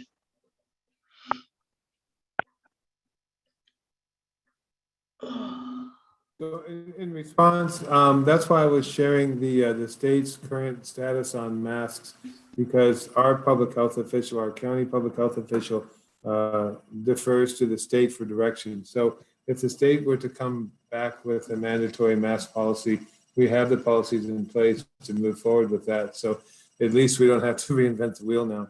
But for now, it's all voluntary and recommended, as shared with the state's policy in that last slide. So, And if, yeah. Sorry, go ahead. We are continuing our state of emergency. We're not like reestablishing it. We're not doing anything new. We're simply continuing the status quo by making that statement early in the COVID presentation. And we have a merchants meeting on Wednesdays, and this is a topic that's brought up about wearing masks. And again, it's voluntary or recommended for indoor use if you are not vaccinated. And a lot of our merchants have expressed having signs out on their windows saying, absolutely, you can't come in here unless you are vaccinated. And that's their choice to do that. Thank you very much. Comments, city council members, anything else for the books? Vice Mayor Flores. No, thank you so much for the meeting. It was long, but a lot of information, and I'm glad to see we're moving forward. Yeah. Councilmember Friels. Yeah, I agree with Cesar. I'm excited about, what the next year is going to hold for us. Also, thoughts and prayers for our friends in El Dorado County. New fire there. It's ripping through Pollock Pines. They already took out the little community of Grizzly Flats. It's going to go big. So if you know anybody there, they need help. Maybe time to offer. A friend of mine lives in El Dorado Hills, and he says he's just seen a stream of cars pouring out of the mountains. So it's not over yet. Another 2 months. Hang in there. Just beginning. Councilmember Freeman. Just follow up what Cesar and Scott said. Yes, just go for it all on the new year, new budgets and new opportunities, and let's just hope the fire season doesn't attack us. Be safe out there in all respects. Thank you. Absolutely. Thank you very much for that. City Manager, final thoughts? No, I have no final thoughts. Any questions about the league conference coming up? I'm happy to help. So let me know, anyone who's going, if you have any questions or thoughts on the league conference. Thank you very much. City Attorney, you've been Good quiet night, all. everybody. Hi, Deb. Hey, welcome. Good night, everybody. Hey, see ya. Good night, Deb. Thank you. City Clerk. I have no comments, Madam Mayor. Thank you very much. Thank you all for a very productive meeting. I appreciate all the community members. I appreciate everybody who was a panelist, all attendees. Don, thank you for putting this packet together, and staff. Have a good night. Safe. Be safe all. Good night. Safe travels home. Thank you. Okay. Madam Mayor, do we have a motion to adjourn? Thank you very much. I'll entertain a motion to adjourn, because we're all still So sitting here. move it. Thank you, Councilmember Freeman. Say, sir, your second, Vice Mayor Flores, second. Can I take a roll call, please? Yes, Vice Mayor Flores. Aye, yes. Councilmember Friels, Yes. Councilmember Freeman, Yes. Mayor Jordan. Yes. Motion passes with a 4-0-1 vote. You are Have a adjourned. Good night, everybody. Have a good night. See you all.